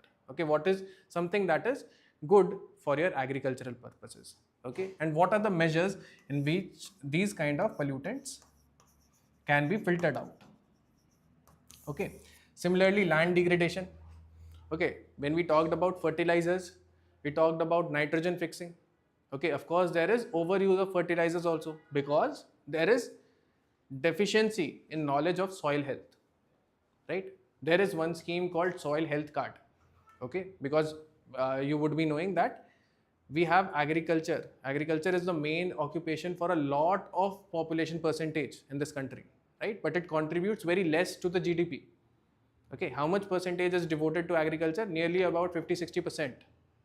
right? And how much GDP contribution is there? Just 17%. This means a huge population is going for agriculture. The second thing is that they are overusing, over irrigation, overusing the fertilizers, and that kind of fertilizer overuse will result into land degradation. Land degradation is nothing but understanding that the fertility of soil goes down. Okay, and it will have massive effects. It will have massive effects because, like, if we relate it, it is related to your food security also. We talk about malnutrition, we talk about the hidden hunger. Hidden hunger as in the nutrients that are required to be taken up by the body with respect to mothers, with respect to the children, they are not being manufactured. Okay, they are not in the soil present. So how will be they in the crops, right? So land degradation, noise pollution, rarely asked, never asked, right? But these are the amongst these also, air pollution, that is something that is very, very visible. Okay, and that is also a result of the increasing rapid pace of urbanization, right? Do you know, like, when it is said, like, how much of India would be urbanized by 2030 or 2040? We are slowly moving towards urbanization, and the recent census that will come out for this decade will tell us how much of the country is urbanized. Okay, and we always equate urbanization to development. Okay, but when we talk about environmental degradation, it means that we are talking about whether the development or urbanization is sustainable or not. Okay, or are we moving towards unsustainability, right? So pollutants, but in prelims they will just ask you about what are the parameters, what are the threshold, okay, what makes it a pollutant, right? The second thing is they are going to ask you about sources of pollution. Okay, so a lot of polluting activities will be there. We know that if we study about economics, it is mainly under three headers. One is agriculture, the other is industries, the other is services, right? So with respect to industries, we have various kinds of important industry. We have steel industry, we have refineries, we have electricity, fertilizers, oil, crude oil, right? Coal. These kind of industries are there. Okay, thermal power plants are there. So basically, at least I should know what are the polluting activities that are contributing to emission of such kind of pollutants. Okay, so it is like you read in your set theory. These are two sets, right? Set A, set B. I have pollutant number 1, pollutant number 2, pollutant number 3, and so on. Polluting activity number 1, 2, 3, 4, and I have to interrelate. Polluting activity number 1 will relate to these pollutants. This is the work that I will have to do. And this is not unlimited in nature. If you feel that, okay, the list is very huge, no, it is not. Okay, they will have certain industries. Okay, that you will find in the current affairs also. Some industry is in talks, or these are the some pollutants that are getting repeated over time, right?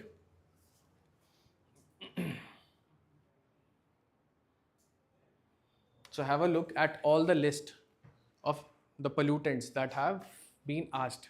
Okay, these are the 5 air pollutants that have been asked. These have been asked multiple times, 5 to 6 times. Okay, so this gives us an indication that I must be prepared with respect to all of these, and maybe I should, even go on to the Wikipedia page and try to find out what are the polluting activities. What is the source of such kind of pollutants, right? Other than that, they have asked about mercury, benzene, arsenic particularly with respect to your groundwater, lead, uranium, formaldehyde, cadmium, and so on, right? This was asked twice. These are asked nearly 5 times, right? So this gives me an idea what they are trying to ask, and this also gives me an idea that what things are important with respect to air pollutants, right? You see, all the ones are mentioned here: carbon monoxide, methane, ozone, and sulfur dioxide, okay, which are released into atmosphere due to the burning of crop or biomass. They have given what? They have given me the polluting activity. Here they have given me the pollutant. They are trying to interlink. So these questions would be based on these kind of interlinkages, right?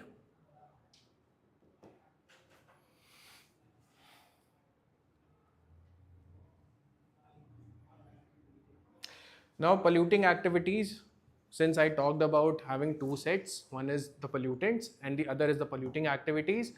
This is the list of all the polluting activities that they have asked. Okay, they have asked about mining, they have asked about coal-based thermal power plants. Okay, they have asked about metallurgical plants like copper smelting, motor vehicles, automobile exhaust. Okay, this is particularly with respect to your Bharat stage vehicles. Okay, we have recently moved from BS4 to BS6.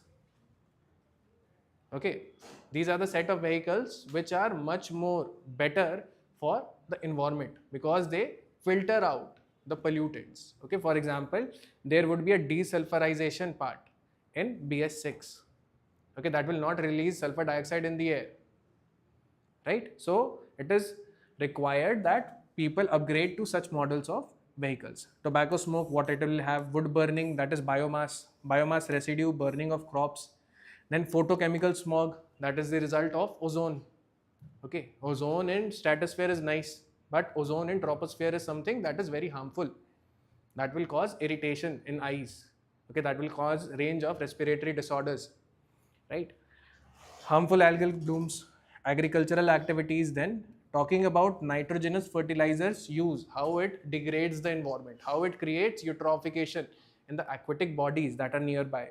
Then drip irrigation, that is how do you utilize water in an efficient manner, right?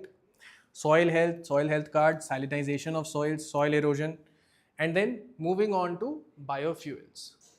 Okay, because all of this makes me understand that either there is a problem with vehicles or either there is a problem with respect to the biomass, with respect to the fuel that I'm using, right? There is a chain, hydrocarbon chain that I'm using, and because of that there is huge amount of pollutants. That pollutant comes out in the form of whatever we have described before.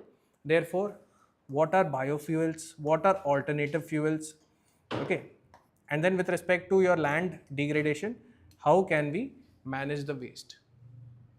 Okay, have you heard a news where they were talking about Delhi's landfills? You understand what is landfill? Landfills? No. Basically, what? Yes.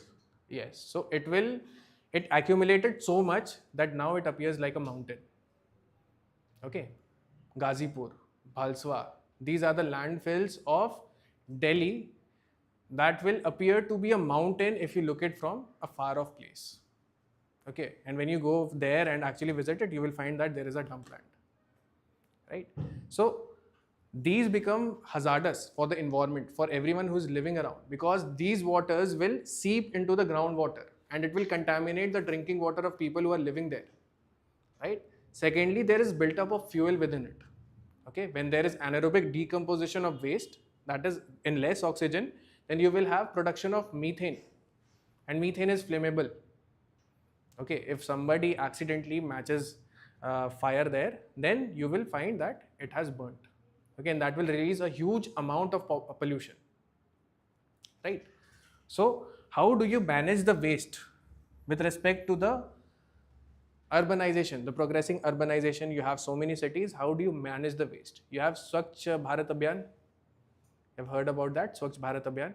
Swachh Sarvekshan Survey. What is the tier 2 city that has topped this survey? Indore, right?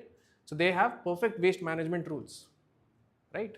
So they know how to, there is proper process of segregation of waste. Okay, all waste cannot be treated alike.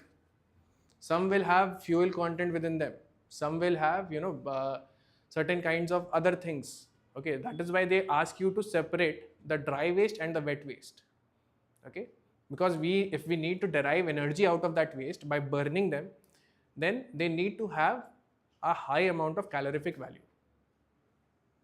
Right? So what are the waste management rules with respect to plastic waste, with respect to e-waste, with respect to construction and demolition waste, with respect to biomedical waste, right? How do we treat them? So that is one of the problems, and that is also going to be asked, but they have asked only about the legislation with respect to this, right? Then question, the following statements about mercury pollution. Okay, first, what is the source? So we have already attached, we have understood that they are going to ask me a pollutant, they are going to ask me a polluting activity. Yes, coal based thermal power plants cause mercury pollution. There is no known safe level of exposure to mercury. Okay, so basically in the first two parts they are asking me about the sources. They are trying to link between the pollutant and the polluting activities. And the third part, they are just asking me the threshold, where a threshold exists. If it is a pollutant, then a threshold shall exist, right? Or if it is so hazardous, then there is no safe level, right? So here there is no known safe level of exposure to mercury. This is also correct, right? So you can write this part. If anything is not clear, please ask me. You can write this. Is it visible?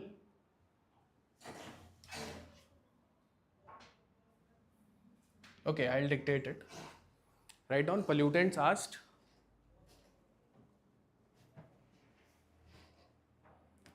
Primary or secondary pollutant.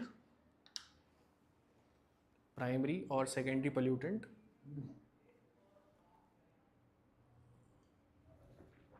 Sources of these pollutants.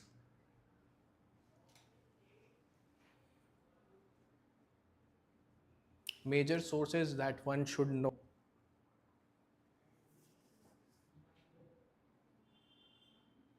Major sources that one should know.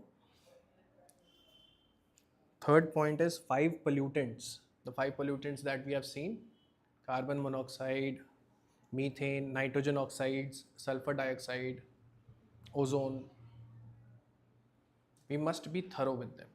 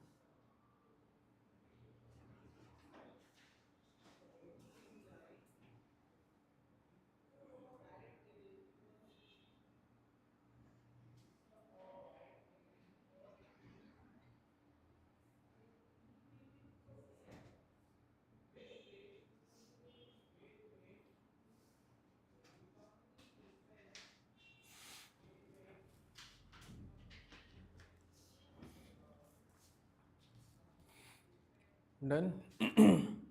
That is conventions associated. Okay, with respect to certain pollutants, there are international conventions. Okay, that will focus upon those pollutants itself. For example, with respect to carbon dioxide, we have the issue of global warming. Okay, it is one of the greenhouse gases, right?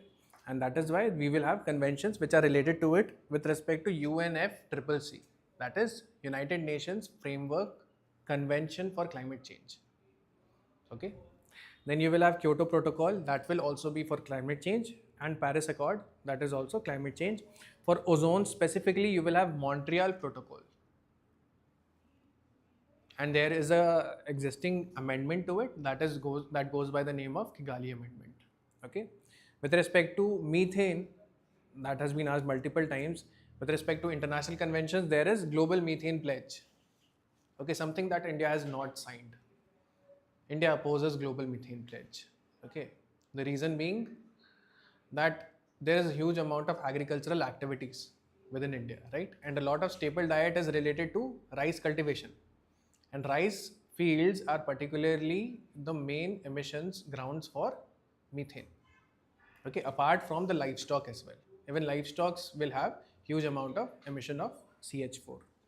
Right? UNFCCC becomes a debate between the emissions that is done by the developed country versus the developing countries. Okay, it means that the developed countries who have already developed on the basis of emissions, because they have undergone industrialization at a very earlier stage. That is why they have historical emissions related to it, right? But the developing countries, they require within our constitution, we have welfare of the society. Okay, that is our prime objective, right? And therefore we need certain kind of emissions. That emission capacity should be there. Okay, so if we are talking about the problem of climate change, then it is the developed nations that should take up much more responsibility as compared to the developing nations. Okay, so these form a part of debate. Okay, and these are debated within the conference of parties that we have under UNFCCC. Okay, up until now there has been 30 conference of parties. Okay, we started with Kyoto Protocol, and Kyoto Protocol did not, was not very successful. Then we had Paris Accord, where we said that, okay, individual nations decide on your own, whatever you can determine yourself, whatever nationally you can contribute to the reduction of carbon emissions, give it, give us in writing, and we will try to reduce it. Okay, so this is basically how the debates proceed with respect to the carbon dioxide or carbon dioxide equivalent. Okay, we always talk in terms of carbon dioxide equivalent. That is, even if there is carbon emissions with respect to other pollutant, then how it is measured as compared to carbon dioxide. That is referencing carbon dioxide, right? Write this part also. These are the acts, legislations that are important.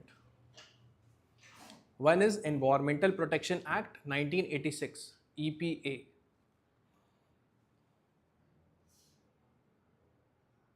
Environmental Protection Act.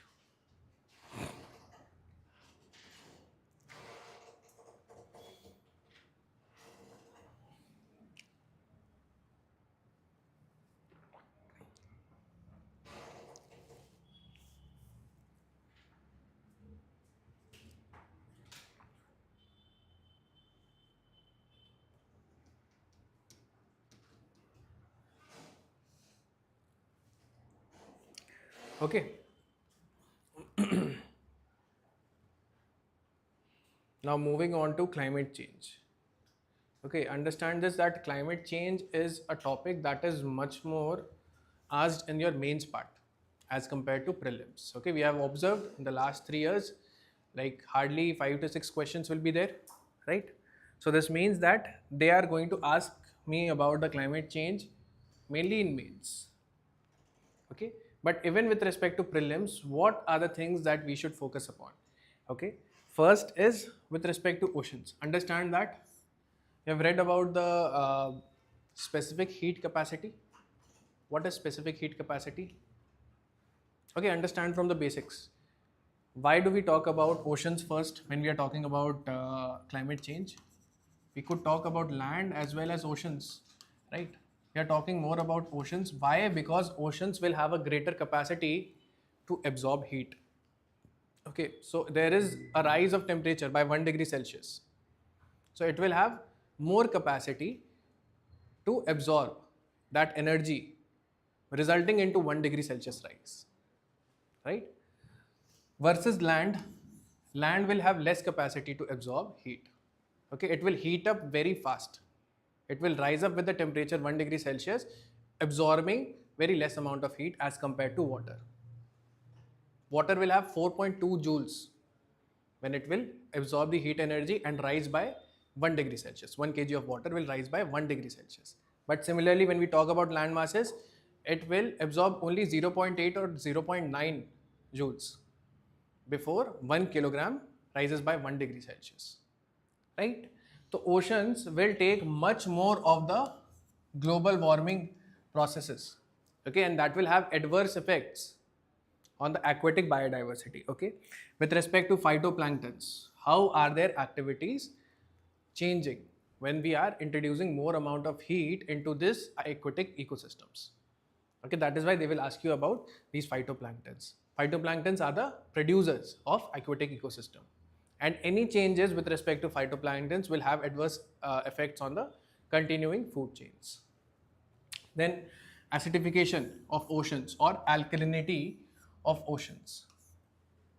Okay, when there is increased amount of carbon dioxide in the atmosphere, there is interface between the atmosphere and the water levels, right? There is formation of weaker carbonic acid.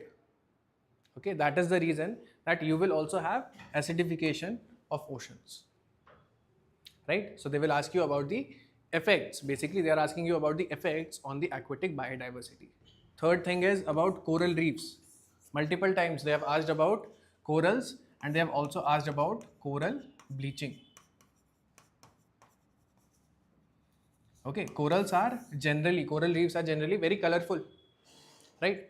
But in the process, when there is increased warming, they can rely only on certain range of temperature. They require only 20 to 30 degrees Celsius of temperature, right? But if you increase the warming, if you have increased marine heat waves, then that will result into the zooxanthellae, that is the algae that moves out of the coral reefs, and that creates discoloration, right? But this process is recovered, okay, 15 years it can be recovered. But if there is continuous climate change, if there is continuous rise, continuous warming, then this is never going to recover, right? So we will have mass coral bleaching events. So they have asked about that. Carbon sequestration, basically solving, how do we solve the climate change problem? Okay, is it a possibility that if I have emissions of carbon dioxide in the atmosphere, then I can trap those carbon dioxide and deposit it somewhere geologically, chemically, or mechanically, where I can, trap those carbon dioxide elements and sequester them. Sequester means store them, right? So this is one of the climate change mitigation solutions. Okay, solutions. These are basically the effects. What are the effects of climate change? They are asking, all from the aquatic part, right?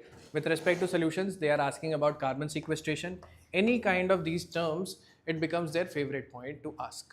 Okay, so if you have new kind of best practices or something that is given out by United Nations, or something that is practiced by some of the nations, okay, for countering the climate change problem, then the term will be asked and the definition they will ask you in the options, right? One is related to carbon fertilization. Okay, one of the events is carbon fertilization, in which you will introduce more nutrients into the aquatic biodiversity, and that will result into fixation of carbon dioxide, because in photosynthesis, what do we need? We need carbon dioxide. So if we have more amount of photosynthetic organisms, they will absorb more amount of carbon dioxide, and that is what carbon fertilization is. Okay, in ocean bodies, we will just add more nutrients, and those more nutrients will become a factor in which the organisms thrive, survive, right? Then sustainable developmental goals. Okay, either something is related, or you can derive your knowledge of eliminating or having the correct option with respect to understanding what are the SDGs? Okay, SDGs are Sustainable Developmental Goals. Have you heard of them? There are how many Sustainable Developmental Goals? 17, right? One of them is climate change, right? So they will ask you about that. Then second, the next thing is intended nationally determined contributions. Okay, this was right before the Paris Accord. Okay, climate change has certain events, certain nodal events that you should remember for sure. Of course, there are 30 conference of parties, but there are some nodal events, right? One is the Kyoto Protocol, where it was a top-down approach, where they said that the developed countries need to reduce the emissions. Then there was Paris Accord. Paris Accord meant that every nation can decide what they are trying to contribute, and keeping in mind that they have historically emitted some amount of carbon dioxide. Okay, so how much reduction they are willing to contribute, right? So this is about that intended nationally determined contributions itself. Okay, it was declared within, you could say, 2013. Okay, it was said that 2013 we should have your INDCs in place, so that in Paris Accord, that is in 2015, we will sign them and we will bring them to life, right? Wetlands as well as rice paddy fields, okay, they are main sources of methane emissions, so they also become important, because after carbon dioxide, okay, because we refer to carbon dioxide as the basic unit for greenhouse gas. Okay, it has more global warming potential. CH4, methane has more global warming potential, but it survives in the atmosphere for a very less time. Okay, one interesting thing that you should know, that CH4 methane will have a lifetime of about 12 years, while carbon dioxide will have a lifetime of 50 to 200 years. What does this change? Though the global warming potential of CH4 is greater than carbon dioxide, it changes the strategy with which I will have to eliminate these pollutants. Okay, or these rather greenhouse gases. Okay, if I eliminate carbon dioxide, then I am stopping the global warming potential for 50 to 200 years. But if I am focusing on CH4, it is anyway going to be in the background after 12 years. Okay, it is not going to be a threat to climate change. It means that if I emit 1 ton of carbon dioxide, my future generations are going to pay for it. It means that CH4, it can be eliminated within my lifetime, right? So it differentiates the strategy that I have with respect to each of the greenhouse gases, right? So it matters which greenhouse gas you are trying to target, right? So with respect to paddy fields, with respect to wetlands, and with respect to global methane pledge that we saw in the last slide, India will say that we are not going to target CH4. One, for the reason that it has very low amount of lifetime. Second, carbon dioxide is something that we were always focusing upon, and it stays in the atmosphere for a very long time, and all our strategies are aligned to that. Third, we are an agrarian economy, and that is why CH4 emissions would be there, right? That is why we are not signing the global methane pledge, right?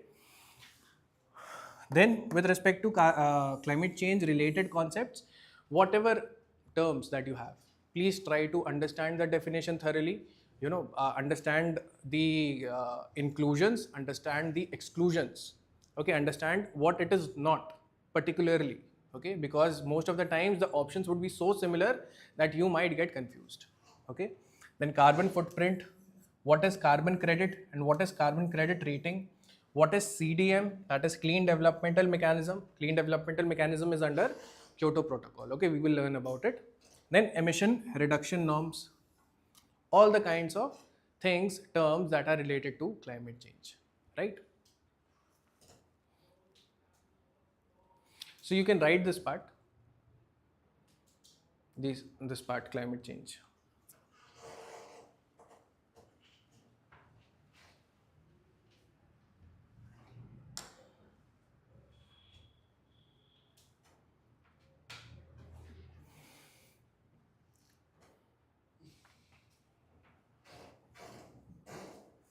Is it heavy?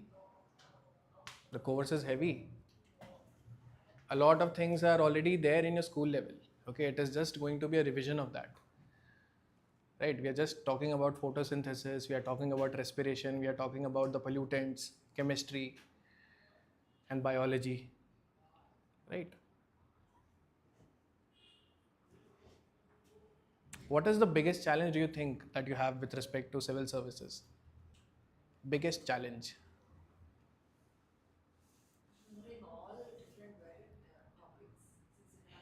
Hmm. Hmm. There are so many subjects. One, the quantity is huge, right? There is 4 pages worth of syllabus only, right? 4 pages of syllabus, and then I have to also go within them, understand what is important from prelims point of view, understanding what is important from mains point of view, and how much time do I have. For example, you are starting now, right? So you have 1.5 years before you write your first exam, right? Prelims, and then you will qualify, and then you will go to mains. That is 3 months, and then 6 months away is your interview. So the cycle completes in 2 years. So one of the biggest challenge is to stay strong during whole of this phase, right? There would be multiple points where you will feel that you know everything, and then there would be multiple points where you will feel that you know nothing. Okay, so there is a dichotomy between what you know, what you don't know. At times you will feel that you know everything, at times you will know you don't know anything, right? So it is a very delicate process that you have to trust it. Okay, the only trust that will come from the only guiding factor that they say the north star of your preparation is the previous year question itself, right? The sooner you realize it, the better it is, right?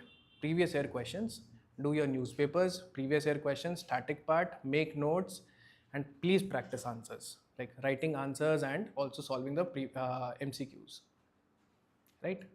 Prepare for the exam in the format they are asking. Don't prepare it on your own, the way you like it, okay? One more thing is there, that is your time management. Okay, how many of you have anthropology as the optional? Have you decided on optionals? No, not yet. Okay, choose your options also very wisely, because this is a competitive exam. In competitive exams, we are not researchers. We are not, going there to do academic research. We are not going there for PhD. We are trying to maximize our marks. That is the sole objective, right? So never let that objective fade away. This means that you should choose an optional that can give you marks. Okay, now you are wise enough, like which optionals to choose. There are 22 optionals. So which optional should I choose? Okay, what should I devote my time into? Where is my interest? What are the notes available? Where there are test series available or not? These are the questions that you should definitely answer before choosing an optional, because once you choose it, 2 years are gone, right? After that you have there would be problems in turning back and choosing something else, right? Okay, then the last part is international organizations and conventions. Okay, so this is a very small topic also. Most of the times the organizations that will be asked, one, I can classify it under domestic or international, right? So international organizations are huge, what they are asking. Okay, for domestic, basically they are asking the ones that are statutory. That means that are backed by some act of the parliament, right? So you have NGT, that is National Green Tribunal, Central Pollution Control Board, Wetlands Rules 2010. These are the ones that have been asked. This gives me an indication that in the future also, if they are asking domestic organizations, then they are asking first about the ones that are statutory, backed by acts. Second, they might be ask me about the composition of organizations, that is who are the members. Okay, where there is any classification, okay, where there is any qualifications, what is the tenure. Third, jurisdiction. and fourth would be ministry.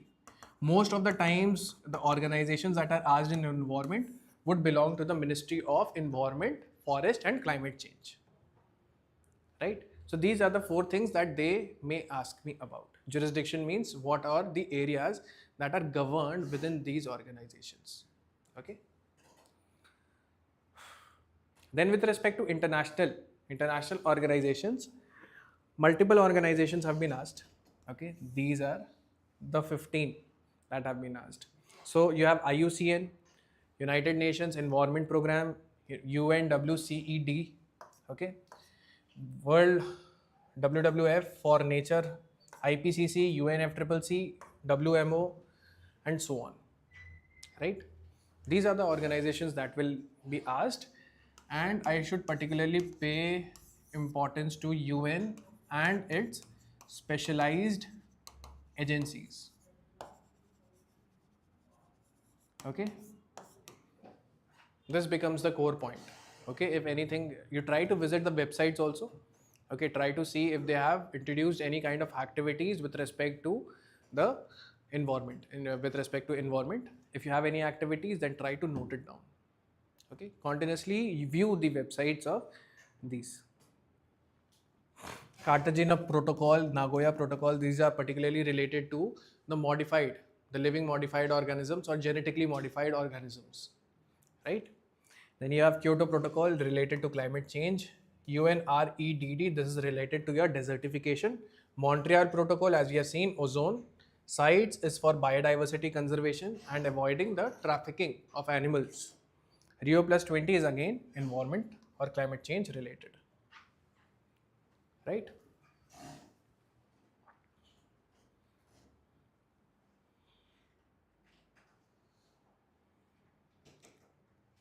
Okay.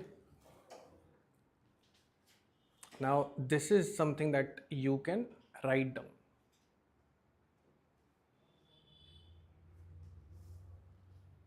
Okay. Basically, domestic organization statutory backing, prepare thoroughly by visiting these websites. Origin. Okay, this is not an exhaustive list. Okay, as soon as you discover the importance while reading in the newspapers, you try to have these tabs open in your laptop. Okay, try to go through what are the best practices that are happening. Okay, once in a while, try to read the articles also. You will derive very good points for your answer writing from these websites. Then origin of a convention or protocol. Okay, everyone has heard about Bhopal gas tragedy. When did it happen? 1984.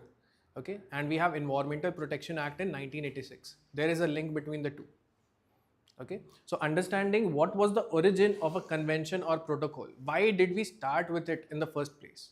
Okay, all of the things that we are discussing at international forums, whether it is sustainable development, whether it is climate change, all of these started at a particular time. Okay, what was the origin? What was the reason that led to such kind of things? For example, in 1970s, the world had started talking about that we cannot chase growth limitlessly. Right? There must be some limits to growth. Otherwise, because we are living in a world where the resources are limited, unlimited growth cannot be expected. And if we are chasing it, then we are doing it at the expense of humans or the environment. Okay, and that is where the concept of sustainable development began. Right? So it becomes very important for us to know why, because it helps us to understand it and memorize things in a pattern, in a story form. Right? Then whether India is a signatory or not, this is the most important thing for me. Okay, why? Because if India is not a signatory, then there might be reasons that I should know. What are the reasons that India is not a signatory to Global Methane Pledge? And fourth is whether the convention is legally binding. That is, does it have provisions that are binding? Okay, on violation of which the countries can be punished.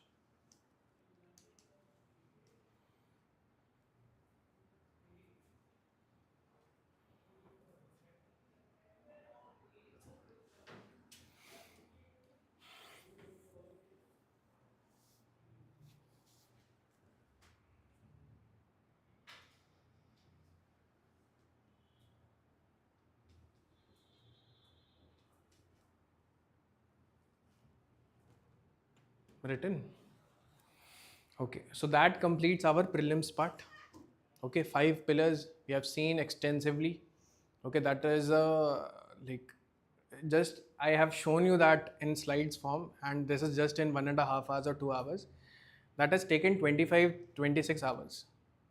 Okay, and that inclination to have that kind of a thing in place has taken experiences of multiple failures, right? So understand the importance and understand that this analysis that you are going to do, okay, this pathway, that the analysis that you will do is constituted, that will give you the result easily. It is scientific in nature. It is not opinion based. It is not a opinion. It is a fact, right? So for mains, okay, environmental part for mains. So the syllabus that we have is conservation, environmental pollution and degradation, and environmental impact assessment. Okay, so conservation relates to your biodiversity part. Okay, conservation efforts, what do we have with respect to flora and fauna? Environmental pollution and degradation, it is going to ask you in thematic patterns, okay, with respect to urbanization, or they will try to overlap the questions, okay. And environmental impact assessment. Okay, if I have to say what are the themes, okay, this is the syllabus. We observe that PYQs are observed with respect to themes. So themes are broadly, one would be sustainable development and the other is climate change. Okay, and one more thing if you can add would be resources, would be related to resources, but particularly when we talk about resources, it is related to water security, right? So these are the 3 types of themes that we have, and understand this, that environment will not have exclusive questions on environment. That is, there would be parts where it would be overlapping with the other subjects of GS3. Okay, what are the subjects in GS1? In GS1 we have you seen like what are the topics? History, geography, polity is not there. GS2 is polity. History is there, geography is there, society is there, right? These are the subjects. In GS2 we will have polity, social justice, governance, international relations. Okay, GS3 we will have environment, economy, disaster management, science and technology, and internal security, right? So when I'm talking about GS3, I'm talking about economics, I'm talking about environment, I'm talking about science and tech, I'm talking about disaster management, I'm talking about internal security, right? And environment questions, when I'm saying that exclusively environment questions are not there, I mean that it will be overlapping with other subjects, which means that when I'm talking about economics, I'm talking about growth and development, I'm talking about mobilization of resources, and then when I'm linking it to environment, then I'm talking about sustainable development. That is, economics wants to chase growth. That is, every year I want to have certain percentage of growth rate in GDP. But environment says that you have to be vigilant about the human welfare and the society and the environment as well, right? When we talk about degradation, pollution and environmental degradation within environment, they will ask me, are there any solutions from science and technology, suppose say biotechnology, suppose say nanotechnology? Okay, are there any solutions, technologically related solutions that I can have for addressing the environmental pollution and degradation, right? Or with respect to again economics, I would say that there is growing urbanization, therefore there is growing need, there is growing demand, okay, that is related to economics. Then they will ask me, is there anything that is related in which we can have sustainable consumption, that is under sustainable developmental goals, okay. With respect to urbanization, they will again, I will talk about economics. Urbanization is happening, the demographic dividend is there, urbanization is there, and food security is also there. So they will ask me if I have the water security, or if the global warming potential is being put down to a certain level. That is, it will become a question of climate change, right? So basically, we are talking about the overlapping of various themes, right, in the paper of GS3. Right, exclusive questions can also be there. Suppose, say, with respect to climate change, you will have conference of parties. Whenever there is a conference of party and a significant debate has happened between a developed and developing countries, then they would ask you what are the provisions, what is the debate, and what is the stance of India within that debate, right? So let us have a look at the questions. So these are all 2025 questions, okay? So some of them would be exclusive with respect to environment. Some of them would be with respect to the overlap. So how can India achieve energy independence? This relates to which part? Economics part. Because we are talking about coal, we are talking about oil, we are talking about renewables. So it is asking me, how can we achieve energy independence through clean technology? It means I'm also talking about infrastructure that is important from the point of view of economy, right? And then how can biotechnology can play a crucial role in this endeavor? Biotechnology means it is relating with science and technology. And the problem that we are addressing is climate change. Okay, you could say that this is broadly a question of climate change, right? So you see that how you have to interrelate. Okay, though you will be studying by different faculties, you will be studying all of these, in a different manner, but you have to have the knowledge, the necessary interlink between all of them. How biotechnology can help us with respect to clean technology. How are we going to have energy independence? Energy security is important. Okay, food security is important. Next time they might ask you food security. Okay, so we have to interlink. And for interlinking, how will that happen? A lot many times, in the classes itself, there would be interlinkages. Okay, I will also point out to some interlinkages. But one of the greatest thing that can happen to you for interlinkage part is that you start reading newspapers. Okay, because in newspapers there are various authors who have served the nation for more than 25-30 years, right? And they have multi-dimensional point of view. It is not bookish knowledge, it is knowledge that is embedded in experience, right? And they will provide you with a lot of dimensions. If you have time, go read magazines also. Okay, one of the magazines is Down to Earth. Okay, in your free time, if you have interest, then you can read those magazines, right?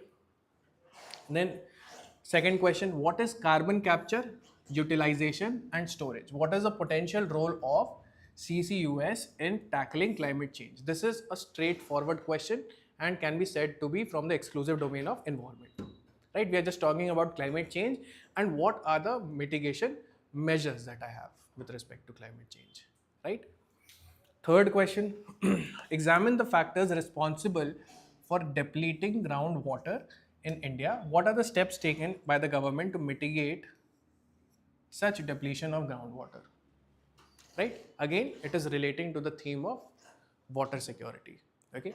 These are not mutually exclusive, of course. Climate change, sustainable development, water security, as we have seen before. So they will ask you about this. Mineral resources are fundamental to country's economy. So this part is economics.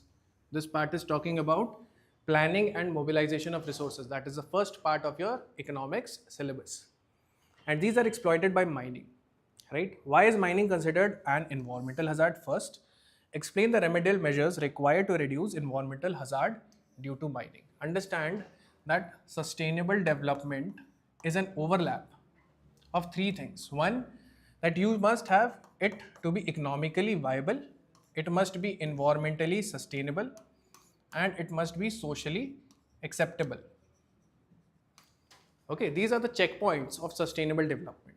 So whenever we are trying to establish any industry, okay, we talk about environmental impact assessment. What is environmental impact assessment? That how much impact does it have with respect to environment? Okay, going forward with such kind of industry, if we have mining industry, then what is the impact on environment, number one. Then what is the impact on the population that is going to be affected due to this mining, right? And only if all the checkpoints are met, that is when we call it sustainable in nature. Okay, so they are going to ask you about this is particularly from your sustainable development, this is from water security, this is from your climate change, this is again you can say is from climate change. Okay, so 3 buckets we can classify them. Then this last question, write a review on India's climate commitments, as I was talking about the conference of party, okay, under Paris Agreement 2015, and mention how these have been further strengthened in COP 26, that is in 2021. In this direction, how has the first NDC, that is nationally determined contribution intended by India, been updated in 2022? This is also a 250-word question. This is also related to your climate change, right? So this is how you will have to analyze. Okay, even the mains questions are very, very limited, but a lot of it can be covered by interlinking with respect to your current affairs, right? Okay, so this is what I had to tell you. If you have any doubts, please ask. Any doubts? Is it overwhelming? Is it overwhelming for you? Have you gone through the orientation of other subjects? This is a small subject, very small, just 3-line syllabus. Economics has like 3/4 page worth of syllabus in GS3, right? It looks huge, but you will be, you will have a lot of interesting things within it, because this is an interdisciplinary subject. Interdisciplinary subject means that it will link to many subjects. Okay, it means it will have stories, although it is not history, but it will have stories, right? And if you are able to grasp the conceptual spine of the subjects, of the topics within them, then it will be easier for you to understand, right? Of course, there is factual content also, that nothing can be done about that. You have to memorize, right? So just make the process easier for yourself. Read your newspapers every day, because newspapers are a form of subtle revision. Okay, whatever you read in static, a lot of people who write in the newspapers will repeat that static part. Okay, and without you knowing, you will be able to revise them. Okay, I was able to answer some of the mains questions just because I had read some articles 2 or 3 years back.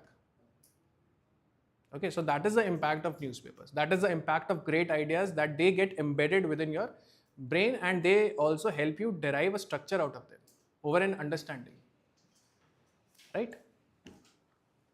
Okay, chalo fir. Thank you so much. When trying to, like you said, like POIQs are the best way to identify what kind of national parks, wildlife sanctuaries all will be relevant to us. So this relevance, like, does it start from this year? For example, if we are attending 2027, is it 2026 newspaper relevance that matters? Or like Mostly, okay, when I'm talking about, I will tell you both the things. One is the sincere candidate, who should start from now onwards, okay? The other is the firefighting technique, right? We have very less amount of time, and then we have, we are talking about the density of questions, okay? So density of questions is maximum within August 2026 up until Feb 2027. The density of questions, okay? There might be some outliers. There might be some questions that would be asked from this time also, okay? Something that will be asked from the 2026 paper also, okay? So if you start doing from now on, then you would be able to grasp those, outliers as well. But the density would be higher from August but onwards. not from like 25, 24. You don't have to go that back. It cannot, It would be like recently, like when you are looking to you identify can those- do it for 1.5 years maximum. Okay, otherwise everything is there covered in your PYQs.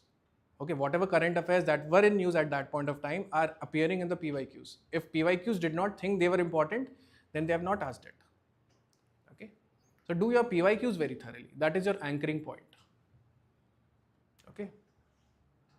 Okay, thank you.